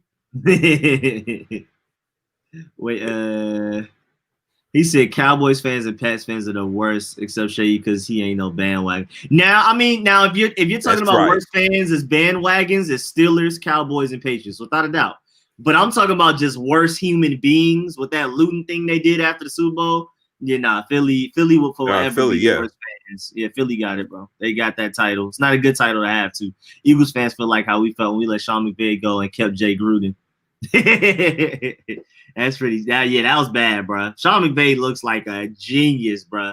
He's making Jared Goff. I swear to you, is not that good. I'm telling you, he's not that good. Not at all. Sean McVay. And you know what's crazy about the Rams? As good as they've been, both of their losses are to the sorry 49ers this season right now. Both of their two of their three losses. Yeah, the division games are different, bro. Division games are different. He said, "No, trust me, Cowboys fans are tier 2." Oh no, Cowboys. That's what I'm saying. Cowboys fans, Steelers, and Patriots fans are really bad. But I've just never seen them loot innocent businesses because they finally won Super Bowl. In terms of trash talking. And then you got a bandwagon and trash talking. You got to fear for your life. You really got to fear for your life if Philly fans win. That's the difference. Yeah. I think there was a consensus of people who didn't want the Eagles to win just because of all that. They knew that was going to happen. Yeah. They the state of Philly actually had to put some protection because they knew that was going to happen, and it still happened. I don't know what's wrong with that fan base. I really don't. Why are they so aggressive? Cowboys fans are usually just a-holes. That's just people from Philly. They crazy people. They are one of the most dangerous cities statistically. I think they were number 1 last year, something like that. I don't know. Chicago wins. Well, Chicago, whenever they do them cities, it's per person. Chicago is actually a great city overall, with how many people they have. It's just the bad areas they have are the worst. That's the best way to put it. Chicago has the worst areas in specific spots, but overall, the city with how large their population is, I don't even think they're top 20 in murder rate. They just have so many people in their city. You know what I'm saying? Cowboys fans. So Philadelphia as a whole is just no, it's bad. Yeah, Philly's pretty bad. I'm hearing it's just getting worse. But yeah, man, them Eagles, bro, them fans, their situation, Jalen Hurts. I'm personally not very high on Jalen Hurts, but we'll see. I may be wrong. I just didn't love him coming out of college. I mean, he is a winner. I mean, he played for a winning team though with Alabama. That's why I think he's going to be successful. He just has a will to win, and I think it's with Deshaun Watson. Honestly, I didn't have that high of a grade on Deshaun Watson coming out of Clemson. I thought he was going to be decent. But that's what I thought. It was just going to be just decent. I didn't think it was going to be a superstar or anything. But he just has that will to get better, that will to win that I see with Jalen Hurts. Now, Jalen Hurts isn't as physically gifted as Deshaun Watson, so it's not going to become that. But I feel like he could become a starter in the league. Yeah, I'm not the high on mostly because it's a fair comparison to compare him to Deshaun Watson. I just feel like his decision making in college. I mean, that's something you can fix though. But decision making and accuracy was what made me be like, I don't know. Maybe he's gonna, have some bad games, throw a lot of interceptions or miss open receivers, and then he's gonna start depending on his legs more. And then once you start, using your legs to run instead of using your legs to extend the play and look downfield, that's when you limit yourself as a quarterback. I'm worried he'll do something like that. But I don't know. Maybe he will work out, but I'm scared. I would be scared to have Jalen Hurts as my quarterback. I'm just not too sure. I felt made great improvements in Oklahoma. But but this is the year. This is the year to see what they have in Jalen Hurts, because obviously Carson Wentz is not the answer. So if Jalen Hurts is not the answer, then you look for a quarterback in the next draft, which is a strong quarterback draft. Yeah. This quarterback draft, I think, is going to be one of the strongest of all time. I think you better compare it to a lot of the great ones. Whenever my dad goes to Philly, he takes a pistol. That's all you need to know, Shay. He doesn't take it out the house usually, but that's a different situation. It's a long story. Why not? Yo, the one time I've been to Philadelphia, I did not get any of this vibe at all. But maybe because I went to the gentrified part. I don't know. I've never been to Philly. I heard it was like a dirtier New York when they say like they just say it's more trash, and I hear it's more trash. Possible? Bro, I literally hear New Yorkers when we used to go to St. John's. I would hear New Yorkers laughing at people from, because I knew some people from Philly, and they would laugh at the Philly people and be like, "Y'all city's even dirtier than ours," type of thing like that. What? Oh my goodness! Bro, I only went to Philly once, so yeah, I only went to the gentrified part. I went to Villanova for a St. John's game. After that, I had a Philly cheesesteak. I was just in the gentrified part of Philly. I wasn't really in anywhere else, so I can't really judge. But I didn't know that was even possible to be dirtier than New York. New York got Master Splinter-sized rats taking pizzas. Like you see the videos. The videos are real because I seen it in person. So. Oh, you're talking about the rat like pulling the pizza up the stairs? Yeah, like I seen that in person. that ain't just a video. That's a normal thing. Nah, New York is pretty bad. The main problem with New York, I don't know how DC is, but I know like New York, you can just put your trash on the sidewalk and they'll come get it. Like you can put a full-blown couch on your sidewalk. If I put a full-blown couch in front of my house in Atlanta, it will sit there forever until we get fined, and then we'll have to take it out the sidewalk. New York, you can put anything on the sidewalk. Like, especially if you're in the city, Harlem, Brooklyn, Queens, stuff like that, the way their trash system is set up, dude, I don't even think you pay for trash in New York, do you? Like here, we gotta pay for you gotta pay for people to come get your trash. It's like a monthly bill. In New York, you just put it on the sidewalk. It's not part of our rent. Yeah, New York, you just put furniture. You can put utilities anything on in general is not part of rent. It's not part of rent at all. Utilities in general is not part of rent. Like you don't have to pay separate for utilities like you do down south. Most of the time. Yeah, most of the time. Most of the time in New York, I've had one apartment that had to pay for utilities. The other three were literally, it's just included in the rent. But yeah, in Atlanta, and I think most places in America, you have to pay for the trash to come to you. And you can't just be out there throwing out stuff that's bigger than the trash can. New York, you can literally put a full-blown couch out there. Like, I don't want it anymore. And they're going to come and get it and throw away with the rest of your trash. It's crazy. So that's why New York looks really bad at times, because everybody just throws the stuff on the sidewalk. You know that walk to Hillside, when you get to that Middle Eastern area, they just be having trash piled up as high as us. And you gotta walk by it. You be waiting for trash day. Like, that'd be smelling. Yeah, that's horrible. I remember. Well, and I still don't exactly know what Middle Eastern that was. Was that Indian? Was that like just like some random type of Islamic? I still don't know what that was. I think some mixture. Well, I think it's mostly Indian. I think it's definitely mostly Indian. Because it had a lot of Indian restaurants, so some Pakistani as well. Pakistani as well. Yeah. So some Indian, some Pakistani. I think that's mostly it. Okay, because it's Jewish area, then it's St. John's, then it's the Middle Eastern, and then it's straight black. It's pretty fun. That's a funny area. Yeah, Jamaica Ave. Once you go to Jamaica Ave, it's straight black. You got people trying to sell you CDs, tattoos, cheap Chinese food. What else? Just everything black. Just random music just playing. Yeah, random smells too, boy. Yeah, the most random smells, man. I mean, I'm seeing how I'm like seeing from afar how New York is dealing with COVID. I don't know how I could live in New York with COVID going on. New York is all about large gatherings. I'll be so bored up there. But you can't avoid people. You have to be near people. Yeah, I need to look. I mean, at least they're taking it more seriously than here. But I need this to end so I can go back to New York. I need this to end. I want to go back just to visit, like just to Bro, visit. I you got know the how cheap apartments just are? visit. But I think we talked about it in one stream. I think it was like 2 streams ago, maybe. Bro, apartments in New York are like record-setting cheap right now. Like compared to like, I think the rent is the lowest it's been in I think like 60 years or something crazy. Like they just, I mean, I think I saw a report 200,000 empty apartments in New York right now. Like people just don't want to be there between COVID. They're saying crime is getting a little bit worse. I mean, it's still nowhere near Atlanta, but which means it's getting less gentrified. Let's go. Maybe a little less gentrified. Maybe they're slowing it down. But but yeah, man, rent in New York is crazy right now. I found an apartment I think for like $1,400 in Harlem near 125th Street, and it wasn't even just like a condo, like a studio. It was like a whole like I think a bedroom or two too. It was wild, bro. Like rent in New York right now is cheaper than most places in Atlanta, especially like Atlantic Station and stuff like that. It's crazy. I might go back probably like a couple of years later. I don't know. I might go back to New York to live for like a couple of years or something. I might do that. I'm missing it. I really am. It's just that I feel too comfortable here. Like New York, I was not comfortable at all. And I love not being comfortable.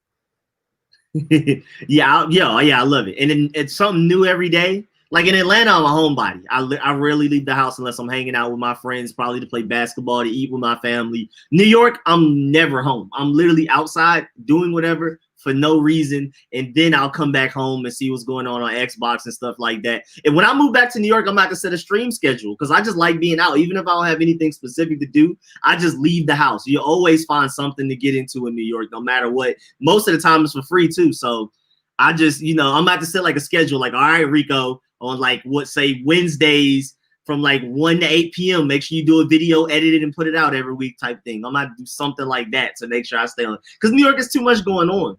But what I plan on doing when I get an apartment in New York, once I have the money, I want to like be in New York in the warmer months, say like April to October, and then like November. Oh yeah, I'm dipping there in the winter. I'm not staying there during the winter. Yeah, I don't plan on. Yeah, I'll just make sure. That's why I don't want a roommate too, because I don't want to have like a roommate. Well, like a stranger roommate. Like I don't want a roommate. This what's it called? This like still there when I'm gone. And what if they're not as careful as me, leaving the door open, leaving it unlocked and stuff like that? So I want to make sure I live by myself, so like I can just leave when I need to. When I can be in Atlanta literally from November to March and not have to worry about my place, being left open or whatever. And I've already accepted as much as I hate driving 20 minutes, but I've already accepted I'm gonna have to do the drive between New York and Atlanta because I got my fluffy. So I don't trust putting them in a plane. I'm never gonna do that with them. What I'm going to do if I ever do that is, I'll just rent my place out if I ever like leave during the winter. Oh, you can Airbnb it, yeah, technically. Yeah. I'm still a little scared of doing that. I would love to do that, but that's why I want to have enough money to where I'm comfortable enough paying rent for an apartment that I haven't been in 4 months and just nobody else is in. I need to make sure I'm that comfortable.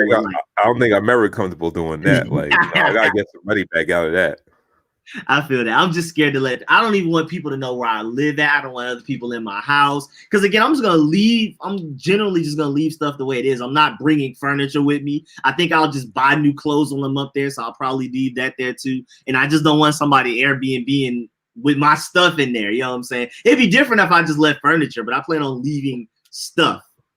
Like even I might buy a new green screen setup up there so I don't have to keep taking this one down to travel up with it there. I might just buy a new one there and leave it there. Just have one here to make videos, have one there to make videos.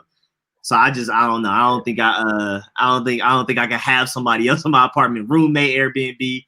I don't think I can do it. Even though it would be nice if I just didn't have that in the back of my head, it would be nice to recoup some of that money. Because you could probably literally the way Airbnb works and with how rent is right now, you can literally, if you're gone November to March, that time that you're Airbnb in your apartment, you can easily pay for your rent for the time that you're in New York just off of that alone. Like you can literally make that money for your own rent. It's crazy. Who knows? Yeah. Creature wrote. Yeah. He said, I would have rather live in LA. He's booming. But yeah, I don't know what's going. Wait, Jared, what's the call thing going on? I don't know what's going on. I don't know what's going on with that. Yeah, King Sean, too loud. Like, why the all caps? You're too loud. I would rather live in LA. I like LA, and I do want to experience LA, maybe like for like a 5-month span. But having gone to LA several times, I'm not in love with it like I'm in love with New York. There's no city in the world to me is New York. Atlanta's home, and New York's my favorite. That's basically how it is. Now, I do like a lot of European cities more than I like most American cities. But for me, New York is still my favorite city I've ever been to, and it's not even close. But LA is really fun. LA is like a distant, I don't know. I mean, it just depends on how much I care about family, friends, and culture. I just love Atlanta culture. I love the people, the slang, the music, and everything. So that's the only reason I may rate it over LA for me. But LA, as far as things to do, is definitely second behind New York. And it's like, it's New York, LA, and then a huge gap between whoever else y'all want to crown third. I would never live in LA and Florida. No change of weather. I need winter.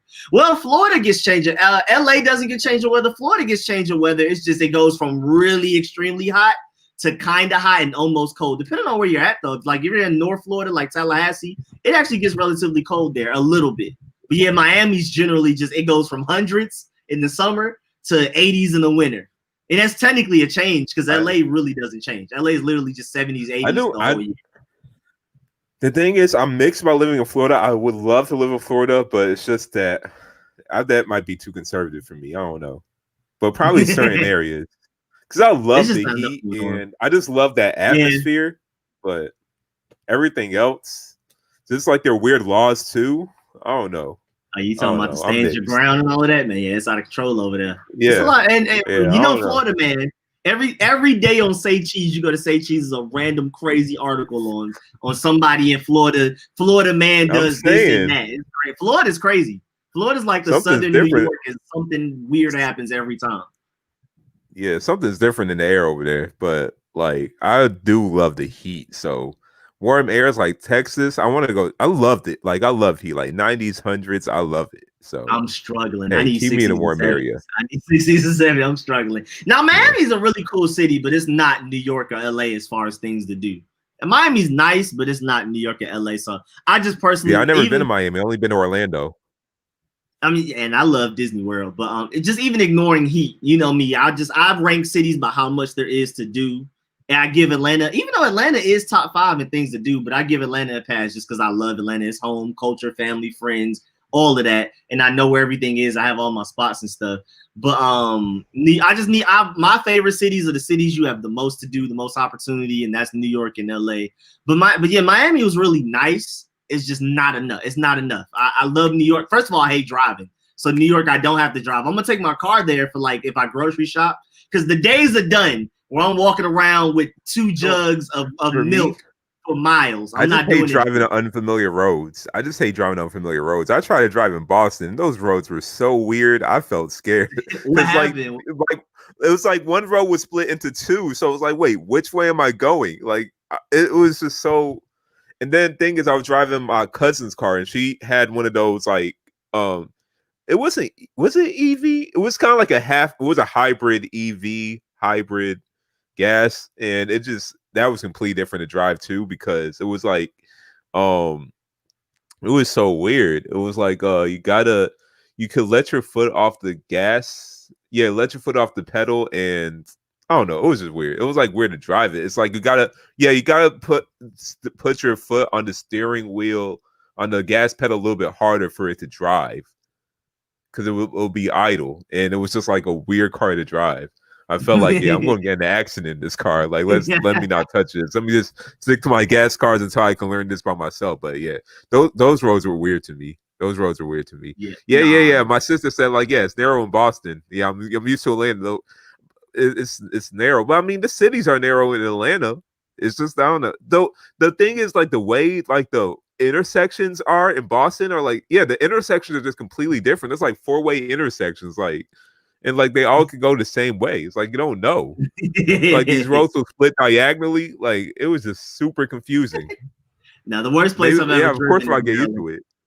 It's not even close. The worst place I've ever driven is Maryland. New York is bad, of course, because of traffic. It's hard to move. But Maryland, the thing that irritates me the most is that it's open road. There's where I was, there's like not much traffic. but you have to abide by those speeding laws strictly because they have those robots out there, and I was frustrated. And then y'all speed per limits are lower than ours. Like a 2-lane road here would be like 55, maybe 60 miles per hour, even in front of residential areas. Where my dad's side, my grandparents live at, it's like 35 on a 2-lane road. I'm like, no, I'm never driving here again. I did it one day, never again, never. I was like, nah, y'all got too many speed cam robots. I was done. And then, oh yeah, Rich. I think it was like that in Boston too. Y'all got the speed cameras and stuff, so you have to like strictly abide by the speeding laws. It's crazy. I can't handle that. I mentally can't handle it. It was kind of like that in Boston too. Boy, I feel stupid driving 35 in a 2-lane road, bro. I don't care where it is. It can be in a neighborhood. That's ridiculous. But Rich said I need weather like DC right now. It's been in the 30s for weeks and summers are really hot. The only reason I like weather changes is that it makes the year feel longer. Like you'd be like, oh yeah, winter we did this. When it was hot, we did this. That's the only reason. But me, I prefer for it to be 60s and 70s all the time. Warm all year round. Like if I could live in Florida where it's 80 in the winter, I'll take it. Like, yeah, it's Christmas 80 degrees in basketball shorts. I love it. But like especially if you're born and raised somewhere not LA, then you move to LA and live there for years. 3 years is gonna feel like a year and a half because you literally won't know what season it is. I mean, you have to keep track of your calendar. You'll know what month it is, but you won't know from like the trees turning brown. You won't know because it never got cold. It just seems like it's been June the whole year. Consistent weather. I love it. Yeah. Oh, and then my mom, I need a no bug season for at least 3 months. I agree with that too. I just hate I hate like dealing with 30-degree weather and then 100-degree. And then New York's the worst of that. New York is the hottest place and the coldest place I've ever been at the same time. It's like the most volatile of all of them. Like, it's summer terrible, will be extremely dry heat. Then winter will be extremely piercing cold. But New York is the most bipolar. Well, Atlanta's like a we go from 30s to 80s, 90s, may get into the hundreds. But New York is the hottest I've ever been and the coldest I've ever been, bro. It's crazy. What's wrong with following streets? Was it like a year ago, 2019? We had like this extremely hot summer or extremely hot spring summer where it was getting to like 104, like consistently too. I remember that because I went to MomoCon that year. Bruh, I was dying out there. And then you know how some of the cosplayers or some of the like, I don't use the word nerds, but like some of the people in MomoCon there, like some of the cosplayers or anime people, video game people are kind of musty normally. So think about like 95 to 100-degree heat, bruh. Like there was literally someone giving out like deodorant, like small packs of deodorant. And I looked at them like, yes, you're doing the Lord's work. You are doing the Lord's work. These people really do need it. I'll take some off you and give it to some people. I'll spread. Like, I smell wet armpits throughout. No way I was going there with social distancing. I do not trust any of them. Their BO was already spreading. I don't trust any of them. I couldn't, bro. That sounds like a not fun environment. That was not a fun MomoCon was fun. MomoCon was fun, but bro, they were musty. I gotta real. Go. They were musty. I've never been, and I'm heavy anime, so like it's crazy and super gamer, so it's crazy. I've never been, but I just never taken the time. How much I paid for a day? I think $30 or something. That was money well spent. Oh, I had so much fun. And I was ready for 2020 so I could do the whole 4-day weekend or whatever. I could do the whole weekend. I was ready to pay that 50 for that. But of course, this happened. It happens during like March, I think. March or April. I forgot. Like during the spring. Maybe, you know what I'm saying? No, it's not gonna happen. No. Even if it happens, I do not trust this. I do not trust Georgia by that time for me to go there. I'll be like, no, I'm waiting till 2021. At this current rate. If there were any other, unless the vaccine worked miracles, and all of a sudden, like no one has it anymore, which I doubt going to happen. If COVID gets cured generally, like if they announce COVID is done in America, I'm pretty sure Georgia will still be 4 months behind. I'm pretty sure Georgia will still be 4 months behind being fixed compared to the rest of America. They might put us in a big bubble. Really, and be like, for real. Georgia can't leave. People from outside of Georgia can't come in. We just need them to figure it out. Because Georgia's bad, bro. Georgia's COVID. Georgia, Texas, Florida, COVID. Pennsylvania is really bad too. But I believe New York will get it under wraps soon because they don't play, bro. Fines. If you don't have a mask on in the train, you get fined. Like police just randomly walk up and down the train. When you fly to New York or whatever, you're like technically supposed to quarantine. You're not allowed to just be out and having fun. Like New York doesn't play. So I think they'll definitely escape it before us, hopefully sooner rather than later. If New York escaping, I'm flying back up there. I'm like, no, I'm taking my butt up there. I'm not staying here anymore. I'm taking my talents up to Brooklyn, up to Flatbush, or it's crazy. I've heard like people don't even be outside as much. I mean, people like you live in the projects, they stay in their projects, but people just don't really be in the streets and just out and like Times Square isn't. I mean, Times Square is always gonna have people in it, but it's not as crowded as it used to be. Yeah, but they're trying. Like people are actually care up there. Times Square isn't as convoluted as you can actually stretch your arms. And you're not going to touch someone in Times Square. You can stretch your arms and not touch someone.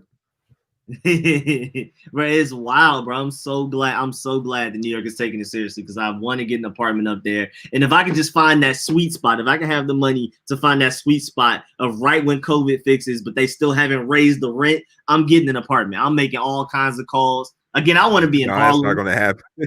Once COVID's over, they're going to raise that rent by tenfold. Watch. The day. They're like, oh, yeah, I know you're going to try to come here. Y'all should have took your chances when we had COVID, when we were social distancing. Not anymore. They ain't going to take advantage of this deal. I might have to take know how New York is. I might have to take a risk, bro. I might have to just try to go get an apartment while COVID's still kind of. They're going to pay like 2 broker's fees.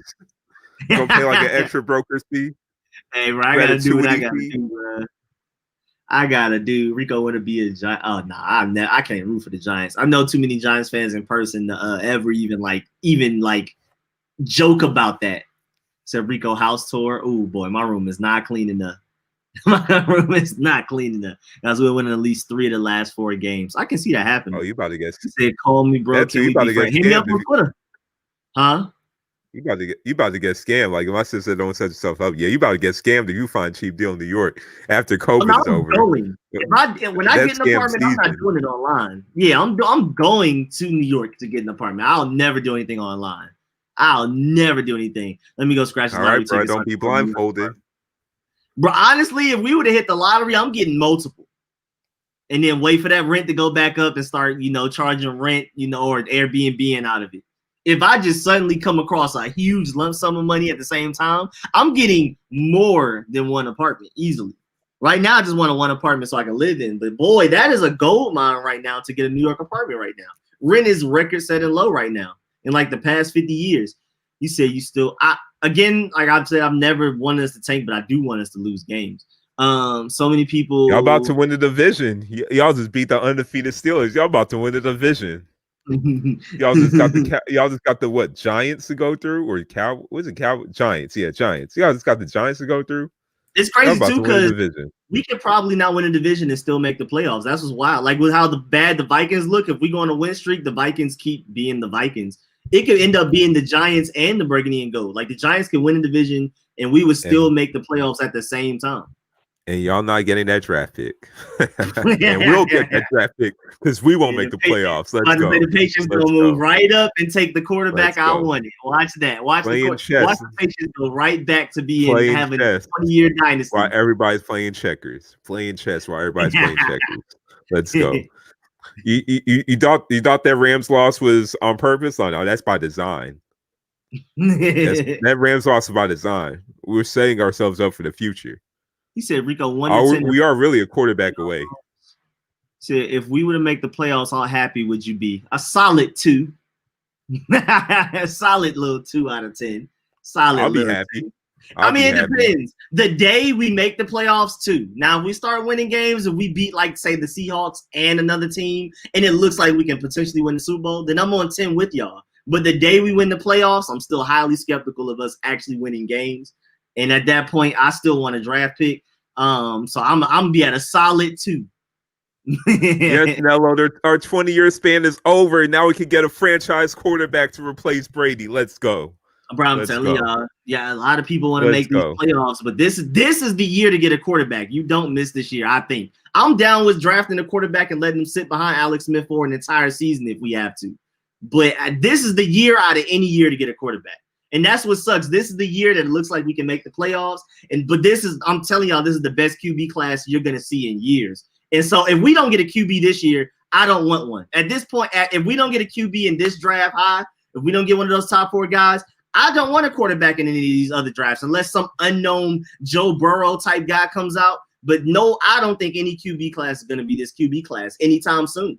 And so at that point, if Alex Smith is too old, we're just going to have to trade for one, get one in free agency. Do not draft a quarterback high in the first round any year other than this year, in my opinion. As of right now, we'll see. But if we don't go quarterback this year, don't go quarterback next year. Don't go quarterback at the year after that because it won't be as good as this year, and we wasted our time. We wasted our pick. What's up, Rico? I think first of all, appreciate the donation, my boy. Hold on. I didn't even have the thing ready. Oh, wrong button. What's up? I think we might trade down for a QB, let Alex teach him for a year, then win the Super Bowl in 3 years. I'm calling 9-7, finish the season in 8-8 in the worst. Yeah, honestly, even though I want to pick, I don't see us losing too many games. The 49, every opponent we have left on our schedule are technically what you would say easier than the Steelers. The Steelers, if you looked at our last 5 games, the Steelers were the toughest opponent. The fact that we beat them means we could easily beat the 49ers. The Seahawks are definitely beatable. I think we're better than the Giants, even though they swept us. I mean, we look like a new team now, but I've been telling y'all since week 1, have patience. So I'm not surprised at all. I was just hoping against it, but at least temporarily. Then we have the Panthers. That's a very beatable team. And then the Eagles are one of the easiest teams we've played all season. So it's just like I can see us running the table, even though I don't want to. Honestly, run the table, Aaron Rodgers. Let's do it. Let's do it. Get a 31st pick. No, if we don't get a quarterback this draft, high in this draft, don't go high quarterback in another draft. Don't. You're wasting your time. I'm that high on this QB class. I don't think any QB class anytime soon is going to be anywhere near comparable to this one. If we don't get a quarterback top pick in this draft, like we don't trade up or whatever, because again, I think we're going to end up winning games. I think we will end up possibly winning this division. I'm not gonna lie. Then don't go quarterback top of the 2022 draft. Don't go quarterback the next draft after that. We might as well just go ahead and accept we're going to go get a free agent or something, or try to get one late in the draft and hope he can work out, which rarely happens anyway. If you don't take a quarterback this draft, I'm not a fan of taking a quarterback the drafts afterwards. Wait, what's going on with the COVID-19 hoax? I've been seeing that. Dude, even if we lost to the Steelers, I was impressed how we made them look human. No, that is true. That is true. Patriots 20-year run is finally over. Nah, not if they get a good enough pick to get a quarterback. I don't think y'all understand how good this QB class is. If y'all let the Patriots get Zach Wilson, Trey Lance, or Justin Fields, they're right back to that same 20-year dynasty. I'm that confident in these quarterbacks. That's why I want them. I don't want the Cowboys to get them. I don't want the Giants to get them. Or the Eagles won't get them. You think our plan was to win with Cam Newton? You are sadly mistaken. You think that was our plan? Y'all paid him minimum money, so I believe you. It looks like it was a setup. Y'all didn't believe in him from the jump. Y'all gave him the league veteran minimum. So I'm telling y'all, bro, y'all let the Patriots get one of these quarterbacks that I want. I'm telling y'all, they're going right back. We have a higher pick than the Patriots right now, but I feel like, I'm sad to say it, by the time the draft comes around, they're gonna have a higher pick than us. I think we're gonna end up winning a lot of these games towards the end. I'm warning y'all. I think the Patriots are going to end up picking up before us and may end up getting a quarterback. Giants don't want a quarterback. As a Giants fan, I do. I don't know how what's his face? Not Adam. What's his name? What's the one that thinks he's just a genius? The Giants GM. I don't know how he feels about Daniel Jones. David Gettleman? Yeah, thank you, David Gettleman. I hope he wants Daniel Jones, but if you're picking high enough to get Justin Fields, you take Justin Fields. I don't care what's going on. If you pick high enough to take Trey Lance, Zach Wilson, you take them. But I hope they don't. And I think the Cowboys actually will re-sign Dak. I've heard it around the news that that is very likely. And I mean, even some of them, because again, I listen to podcasts from everywhere. I don't just listen. I actually don't even really listen to Burgundy and Gold podcasts. I listen to other team podcasts more because I just like seeing what other teams have going on since I don't really watch their games. I prefer to hear them talk about it. So I listen to all the Locked On podcasts and stuff like that. I listen to all the neutral ones that just would cover draft, free agency, and all that stuff. Daniel Jeremiah and all those guys. All of them are making it seem like it's obvious the Cowboys are re-signing Dak. So I don't think we have to worry about the Cowboys. But the Cowboys could be a big trade down candidate to allow a team like the Bears to go in front of us to that pick the Cowboys have and take the quarterback we want. So just because the Cowboys are ahead of us and probably won't take a quarterback, that doesn't mean we're safe. That means another team like the Bears may trade up and step in front of us and take Zach Wilson, Justin Fields, or Trey Lance. You know what I'm saying? Giants will finish with at least 6 wins. Patriots will be bad for 5+ years and even more. I disagree. As much as I hate the Patriots, I'm telling y'all let the Patriots get Zach Wilson or Trey Lance. They're gonna go right back to that 20-year run again. Yeah, I'm warning y'all. I'm telling y'all this QB class is crazy. Same as the Bengals, Rico. Don't let the hate fuel your soul. The only thing with the Bengals, I feel like you can't miss on Penei Sewell. You have to take them. You can't risk trading down. There's a lot of good tackles in this draft class. Alex Leatherwood. I forgot the other guy. Cash, I think we have the 11th pick as of right now, but we won't have that by the time the season ends. We're going to end up making the playoffs. I see it happening, even though I don't want to. The reason the Bengals are different, I don't think they'll trade down. I think they'll stay exactly where they are, which is number 3, is because they have to protect Joe Burrow. They see that they have a franchise quarterback in Joe Burrow. They clearly have the future quarterback of their dreams. I mean, he's a Super Bowl potential winning quarterback. They just got to protect them. I think they're going to go get Penei Sewell. Unless they attack free agency heavy and somehow get a great left tackle that way. I doubt it, though. I think they're going Penei Sewell. But I am worried about the Giants and the Cowboys trading down. And the Eagles. No, the Eagles. I just thought about this with the Cowboys. You know how messed up Cowboys just like in terms of like management with their players are? They were hesitating on signing Dak to an extension when he wasn't hurt, but now they will give him an extension when he is hurt. Doesn't make sense. Doesn't make sense.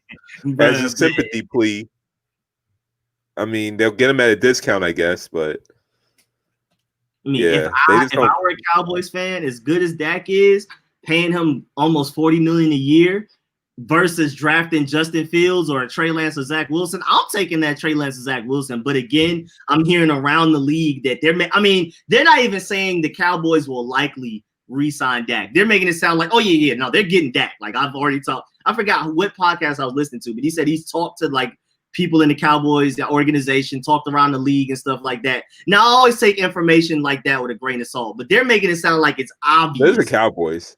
Cowboys will tell you what they're going to do. It's not like the Patriots. They'll tell you what they're going to do. All you got to do is just ask Jerry Jones. He'll tell you. So he'll tell you right up. He said, I think Cowboys will let Dak. No, I think the Cowboys will. They're making it seem like the Cowboys are like, it's not even, nothing's 100% a guarantee, but they're making it sound like they're going to re-sign Dak. I think we trade down for a QB.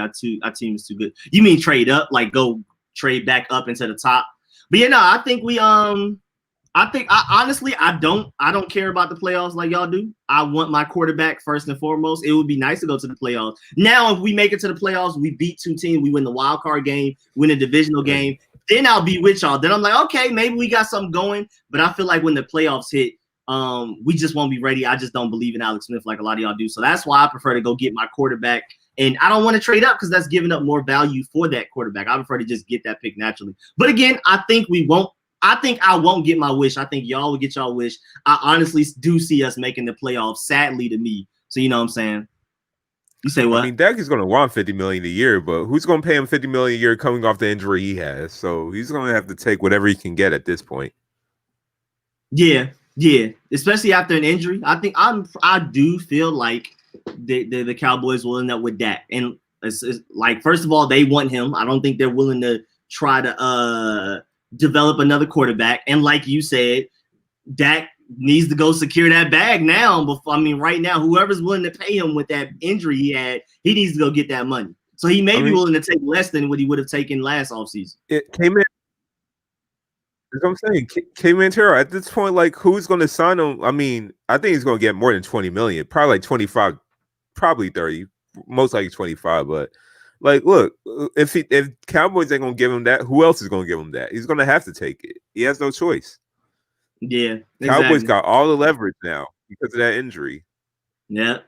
So this is why That's players cool. do hold out, just in case that happens. It didn't work out for Le'Veon Bell because he's a running back, but Dak's the quarterback. No matter what, he's going to get paid that regardless. Like, he probably should have held out. He probably shouldn't have played. Yeah. That and then the play design where he got hurt on, it looked like a designed run. Why are you designed running with Dak? I mean, I know he's big and he's strong, but freak accidents happen, as we've seen. Stop doing design runs with your franchise quarterbacks, please, unless they're fast. I don't think you should keep doing it with strong, because we've seen how Cam Newton's got beat up. He's the strongest quarterback, one of the strongest, and arguably the strongest quarterback to ever play quarterback, especially running wise, running people over. And even he can't take too many hits. So if you're going to do design runs with quarterbacks, make it a fast one, not a strong one. A strong quarterback should not be doing design runs. We are building a culture. We could trade up 2 wins if you ask me. You think we get 2 more wins for the rest of it? First of all, appreciate the donation again. First of all, let me clap it up. I think, honestly, even though I don't want to, I think we end up winning 3 games, honestly. I can see us. The Eagles seems automatic. I think we match up favorably pretty well against the 49ers. I see us winning that. We are better than the Panthers. So, we're going to walk into that game not the underdog. We're going to walk in that game the favorites. So I definitely feel like we're going to win that game. I see us getting 3. And there's a good chance we end up beating the Seahawks. We may run the table. But yeah, I mean, if we got to trade up, I'm down to trade up. I don't care what happens. As long as I get Zach Wilson to Trey Lance, I don't care what happens. From today to the day we draft them, anything in between is below is a lower priority than me getting that guy. So whatever it takes, if we trade up, I prefer not to trade up. But if that's what it takes, I'm doing it. Again, dream scenario is to trade for Deshaun Watson. That's the dream scenario. The thing with Dak is there's no guarantee he's even going to be ready next season. So even if you get him, even if you try to sign him, and there's no guarantee that he'll be 100% himself what he used to be. I mean, he was never like just a running quarterback like that. But still, I mean, legs affect your throwing motion, your technique, and everything. It can affect a lot of things. His passes and he can moved be around in the pocket. At least around the pocket, he moves. Yeah, that's gonna affect a lot of that. Especially early, and I believe early in the season, he will still be affected by it. I don't think he'll be 100%, but he'll be playable. No, I mean a winning culture, and we can trade up. That's 2 wins. Get it? Oh, you mean that's 2 wins? Oh, I thought you meant we get 2 wins. Oh, okay. Yeah, I mean it is a double win. That is a double win. It is nice to see that the team believes in Ron Rivera. Like they love him. Like we'll run through a wall for this guy. We have a lot of blue chip players like Chase Young, Montez Sweat, Terry McLaurin that are like leaders in the locker room that everybody believes in. It would be nice. It's nice to see that our team has that potential. And after beating the Steelers, I'm like 2021. This team should be great. Honestly, I just feel like we just need a quarterback, an elite safety, and another linebacker, and we're Super Bowl contenders, in my opinion. I just really feel like we just need to upgrade that quarterback position. I'll trade 5 first-rounders for Justin Fields. Dang. Ooh. Hey, man, I'm kind of I would love to trade with you then, King Sean. I would love to trade with you. Dang. But I'll do whatever we got to do to get Deshaun Watson. I don't care. A proven product. I love Justin Fields, love Trevor Lawrence, love Zach Wilson, love Trey Lance. But to get a guy that you know for sure is great, that you know for sure is talented, I'll give up 3 firsts for Deshaun. Whatever it takes, bro. Please give us Deshaun Watson. I'll take it. Deshaun Watson will make us instant Super Bowl contenders, period. You saw how great our defense was against the Steelers, and we have one of the worst free safety groups in the NFL, with Trey Apke. And when Deshaun ever gets hurt, we have the worst safety in the NFL in Trey Apke, free safety. So we can share that up. That would be great also. But at the end of the day, you get Deshaun Watson at quarterback on this team, we're Super Bowl contenders, period. And that's why I feel like you can get a potential Deshaun Watson in a Justin Fields, Trey Lance, Zach Wilson, Trevor Lawrence. You can get somebody that great potentially and pay them way less money. Number one rule 20 first rounders. Huh? Oh, I'm said about to what? say, I just replying to King Sean's comment. 21st rounders from Mahomes is not even enough. It's not.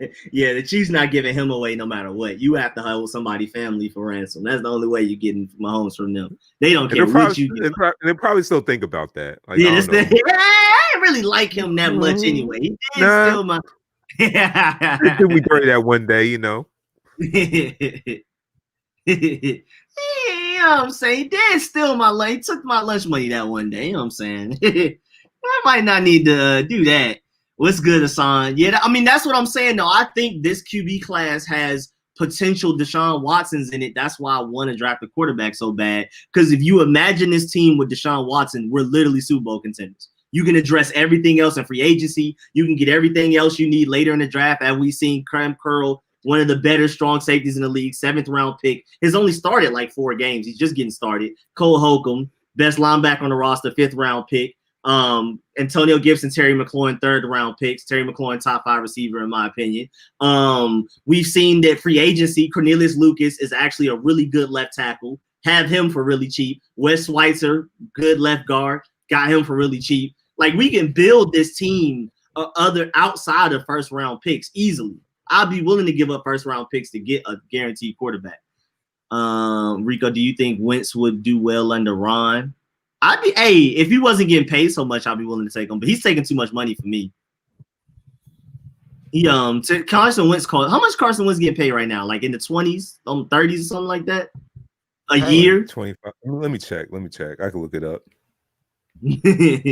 I'm scared, bro. I would take Carson Wentz and try. I would try. I'm always going for the highest potential. I'll take a Carson Wentz for the same amount of money I would take a Alex Smith. I would. I'm sorry. I gotta see. Alex Smith wins games, but he's limited. I can't stand limited. Eventually, I'm telling y'all, if we make the playoffs, y'all will see in the playoffs, teams are going to game plan for Alex Smith and try to expose. I'm just scared. I don't think you can win a Super Bowl, Alex. He makes 18.7 million right now, but next season he'll make 34.7 million. Oh, yeah, nah, I'm good on Carson Wentz. Nah, I'll take Carson Wentz for the same amount of money we're paying Alex Smith. We don't need Carson Wentz in New England. We don't need Carson Wentz in New England. Bring on Zach Wilson. I'm not his bring on Zach Wilson. We don't need him. I'm not spending $34 million on a revival attempt on a quarterback. Nah, I'm good. let him go to Indianapolis. Yeah, they got Colts got that. Colts can have Carson Wentz all they want. Yeah, I do not know if Alex Smith will be good come time Super Bowl. I'm saying Alex Smith can win you games. He's gonna win you regular season games. You can win 10 games in a season with Alex Smith, but his limited mobility, the fact that we run read option with a tight end, not him. We're literally only using 60% of the playbook. You know what I'm saying? He said this should be last year we see Alex Smith actually playing. I would honestly, I'm not that low. I'll give him next year as long as a quarterback's playing behind him and learning. But like, bro, Alex Smith's not winning a Super Bowl. And even then, how long do you think this Alex Smith thing can work? I think he's already, 36, 37 years old. Him already, struggling on one leg. Scott Turner literally doesn't draw up deep balls because of his limited arm strength. We don't run read option with him because of his limited mobility after his injury. Like, we're just limited. We're literally only using 60% of our offense. Alex is going to train our future Super Bowl quarterback. Don't you see the master plan? No, that's what I'm saying. I'm down with Alex Smith as long as I don't see it. Great quarterback. As long as a quarterback is learning behind Alex Smith next year, I'm cool with it. But if we're talking about Alex Smith leading our team next year and that's it, we're just Alex Smith is our guy next year, nobody behind him learning, I'm sick. I'm sad because that's not going to work. Give him next year. We will free up 16. Yeah, and then releasing Alex Smith. You just imagine the money we're paying Alex Smith next year. I think he's due 20-something million. You can go and get the best free safety in the league, potentially the best free safety in the league, and Justin Simmons or Anthony Harris with that same money. And then you can go spend way less money to draft a quarterback. And then now you have a potentially great quarterback and one of the top 3 free safeties in the NFL for that money you would have paid Alex Smith. I mean, it's that crazy. That's how I look at it. I really do hope we still go. He said Haskins is still one learning. I mean, again, I like Haskins. I believe in him, but I'm letting you know now. I'm telling you, I think Ron Rivera flat out just does not like that guy. No matter what he says. The fact that he's not. I was gonna say the fact that he's not playing right now just already says something that he's not the guy. The fact that they're not playing him right now. I mean, Given well, how right bare now, bones they are. I mean, after Alex Smith started winning games, we're like playing to like let our defense and run game win games. Alex Smith managed, so I can see why he's playing now. But the fact that we benched him to third string, we don't want him. The fact that when the fact that when Allen went down and then go to immediately Haskins, they went to a guy who hasn't played in how long, who hasn't played competitive football for a meaningful game in how long? I'm saying, like, that already tells me right there he is not playing another down in Washington. That's what I'm saying, bro. Haskins is done here. I like Haskins, just like Rich. I think Haskins will go to somewhere else, maybe learn behind Ben Roethlisberger, end up being a really good quarterback in the future. Maybe or like Belichick. In 3 years. Yeah, we get him for cheap. No, that's what's crazy too. I think Haskins will go to the Patriots, and y'all will end up being great too. But I think Haskins is gonna end up being good. It's just not gonna work out here. Haskins is done in DC. We might as well just go ahead and accept it. It's not gonna work out. And again, there's been reports that we've been sending scouts to game. And no. The wildest thing, I always think about this when I'm not streaming. The only people I debate with us taking a quarterback and not trying to go to the Super Bowl is our fans. Literally 31 other team worth of fans.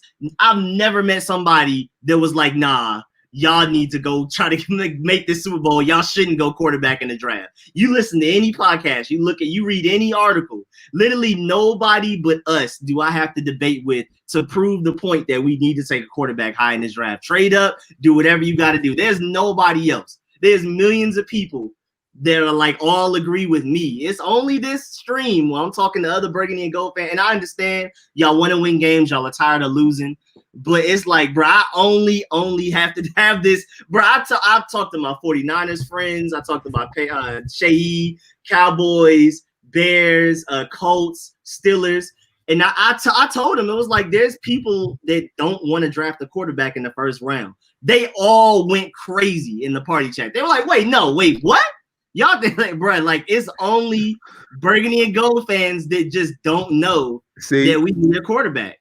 If me and Alex Smith had a throwing contest, I'm really not sure who can throw farther. I could probably throw farther, probably not really, but that's just how bad Alex Smith's arm is. Bro, like, no, the limited. Bro. Y'all need a quarterback. And Patriots, Haskins is not really like a Belichick type player, at least in terms of what I've heard from Washington with the work ethic stuff and all that. But you never know. Patriots usually take advantage of players who have bad media around them, and they usually turn them around. So who knows? What's it called? He said, I'm so glad the Bears are losing. So many Bears fans. No, I need them to win because I don't want them taking a quarterback. I need them to have Mitch Trubisky and Nick Foles for the rest of their lives. I'll go to the playoffs if we trade for a QB. Okay, Haskins will not work under Bill Belichick, which are super no. Bruh, if you ask any fan from any other fan base but this one, they all think it's obvious we need a quarterback. Like, they don't even think it's like a possibility. Like, they all think we should take Zach Wilson, Trey Lance, Justin Fields, or Trevor Lawrence. I literally only have to convince the only other people in the planet that I have to convince that we need another quarterback in the top in the draft are Burgundy and Gold fans. It's crazy. I mean, I literally anywhere but Trevor Lawrence and Justin Fields are out the question, and I don't think we'll be able to trade up for them because the team that already has a quarterback, like they're not trading anything. They'll take them. They're not going to accept any trades. Trevor Lawrence is a Jet. Justin Fields is a Jaguar. It's obvious. We've seen their tanking. Those teams literally lose games on purpose. Like, Jaguars legit got actually a talented team though. Aside from the quarterback, they legit got a talented team. It's like when they're about to win, they just find some way to lose. Hey, and I'm not mad at them. I don't want to do that. Again, I don't like the fact that, like, I don't like the idea of tanking because I love the fact that we're playing teams hard, like how we played the Steelers. I would have preferred if we lost, but I love the fact that we play teams hard because then it shows that we believe. But again, if I were a free agent, if I'm Justin Simmons, if I'm a top 3 safety in the league, top 3 free safety in the league, Team A, played hard but lost enough games to get a top quarterback they draft Trey Lance, Justin Fields, or whatever one of these teams that just has a crazy talented quarterback, potentially a Super Bowl top quarterback in the league. Or there's Team B that won all their games, went to the Super Bowl. Now they have Alex Smith as their starting quarterback. If I'm a free agent, if I'm Justin Simmons, I'm going to Team A for that hope. I mean, Alex Smith wins you games, but again, he's limited. If I'm a free agent, I'm going to the team with a young new quarterback that's not getting paid a lot of money. I can get paid more money because he's making less money than Alex Smith. I'm going to that team. I got to go to that team. There's more possibility of me making money. There's a higher ceiling of us winning games. You know what I'm saying? I got to go to that team. Dennis Hill, I think the best right now for Haskins is a 3rd round pick. I don't think you're even going to get a 2nd for him, given the way that Washington has really killed his stock. Yeah, I'd say 4th round most likely. For 4th round most likely. But yeah, Washington killed Haskins' stock so bad they didn't even sugarcoat that they didn't believe in him. So yeah, y'all, you would be really lucky if you get a 3rd round pick. Oh yeah, really lucky. I gave up on a 3rd. 4th, 5th, most likely. Already gave up. And then also with Team A versus Team B, remember Alex Smith is 36 years old, 37. There's no long-term stability. If I'm Justin Simmons, one of the best free safeties in the league, I want to go to Team A with a quarterback that may potentially be the next Justin Herbert, the next Tua, the next Kyler Murray, you know what I'm saying, the next Deshaun Watson, all of these young guys that are coming out. They're going to be with those teams for the next 10 years. I know for a fact I'm going to have my quarterback, which is the most important position in arguably in all of sports. I'm going to that team, me personally. So that's why I feel the way I feel. I prefer to go to the team with the quarterback that has a stronger arm, younger, getting paid less money, and far more mobile. I'm taking that team. I'm sorry. I got to. Haskins also go to New Orleans or Tampa Bay. New Orleans, yeah. I can see because it doesn't seem like they believe in Jameis Winston, the fact that Taysom Hill is starting over him. So right. He might be able to go to New Orleans. It's a crowded quarterback room. But, I mean, like you said, they clearly don't believe in Jameis Winston. And like you said last week, I think that was you, right? I think his contract is up this year. They're throwing Taysom Hill out there to basically show you don't deserve that money you want. Like, they're just throwing him out there. But the thing is, Taysom Hill is actually balling now kind of showing. He's kind of showing he's deserving a little bit of some of the money. So, hey, it's kind of backfiring if that was their plan. Yeah, that is true. That is true. But yeah, man, it is 10 o'clock, so I'm about to dip up out of here, man. I appreciate everybody that pulled. Anything you want to say before I do the outro and everything? I ain't want to, you know what I'm saying? Oh, no, you good. I got to eat, but, fantasy guru, about to win a championship. And, it's just like that. No, I did lose, but you know what? AGM, you can thank me later. Wanted to get you in the playoffs. I liked your spirit. I like your spirit, and now it's time to crush your spirit. So let's go. All right, y'all, man. I appreciate y'all pulling up. King Sean. It depends on what I play. If I play Cyberpunk, I'll probably go live. It depends on what game I play. If I'm just chilling on like Call of Duty Warzone, maybe doubt it. Ask you about Cyberpunk. I didn't know you had that. You need to ask about Cyberpunk. Super fun. It's super really? fun. I haven't gotten deep into it. I'm behind compared to like Courtney and Akira and all my other friends. But it's so fun. It's so fun. Because I heard it hasn't lived up to expectations. I heard it hasn't lived up to expectations. That's what I'm hearing. I don't know. It's great, bro. Cyberpunk, it was hard for me to get off. I mean, I play Ark, and it's like I have things I have to do. It's like a few of us playing it, and I don't want to like neglect it. It's kind of like clocking in the work. I mean, it's fun, but like it's just stuff we got to do. You got to grind to get certain materials to make stuff, and we're trying to get stuff accomplished. So I can't be off Ark too long. But like Cyberpunk is super fun. Rico, have a good. Appreciate that, Jesse. I would get it for the PS4, but I want to wait for to get a PS5 before I play it. I think it might transfer. I think you can get like an edition that may do both, kind of like Call of Duty. I'm not sure though. Check into it. Free? Yeah, I think like my Call of Duty, I think I paid 70 instead of 60. I can play on last gen and next gen. Like I can play on both the same file, basically. How does that work? So it's just the same disc? Like you technically have the no, it's not a disc, it's digital. Yeah, I only do digital because I have a game. Oh, so it's only digital. Okay. Yeah, it's digital, yeah. I guess that's one reason to get digital. Yeah, it's two different downloads. I have to download a next gen version on my next gen console. It has like a different like slight picture kind of. They like emphasize X and S with a slash in the middle. And then the other one, if I were on last gen, I would have to download the last gen version. But technically, you have the license to both of them if you pay for the $70 edition. That's Call of Duty. I don't know how Cyberpunk works, but I know. So you got to pay for the more expensive. Okay, I guess that makes sense. You got to pay for the more expensive edition. So yeah. Usually, I think sense, it's $10 more for Call of Duty like that. I think Call of Duty I had to pay $70.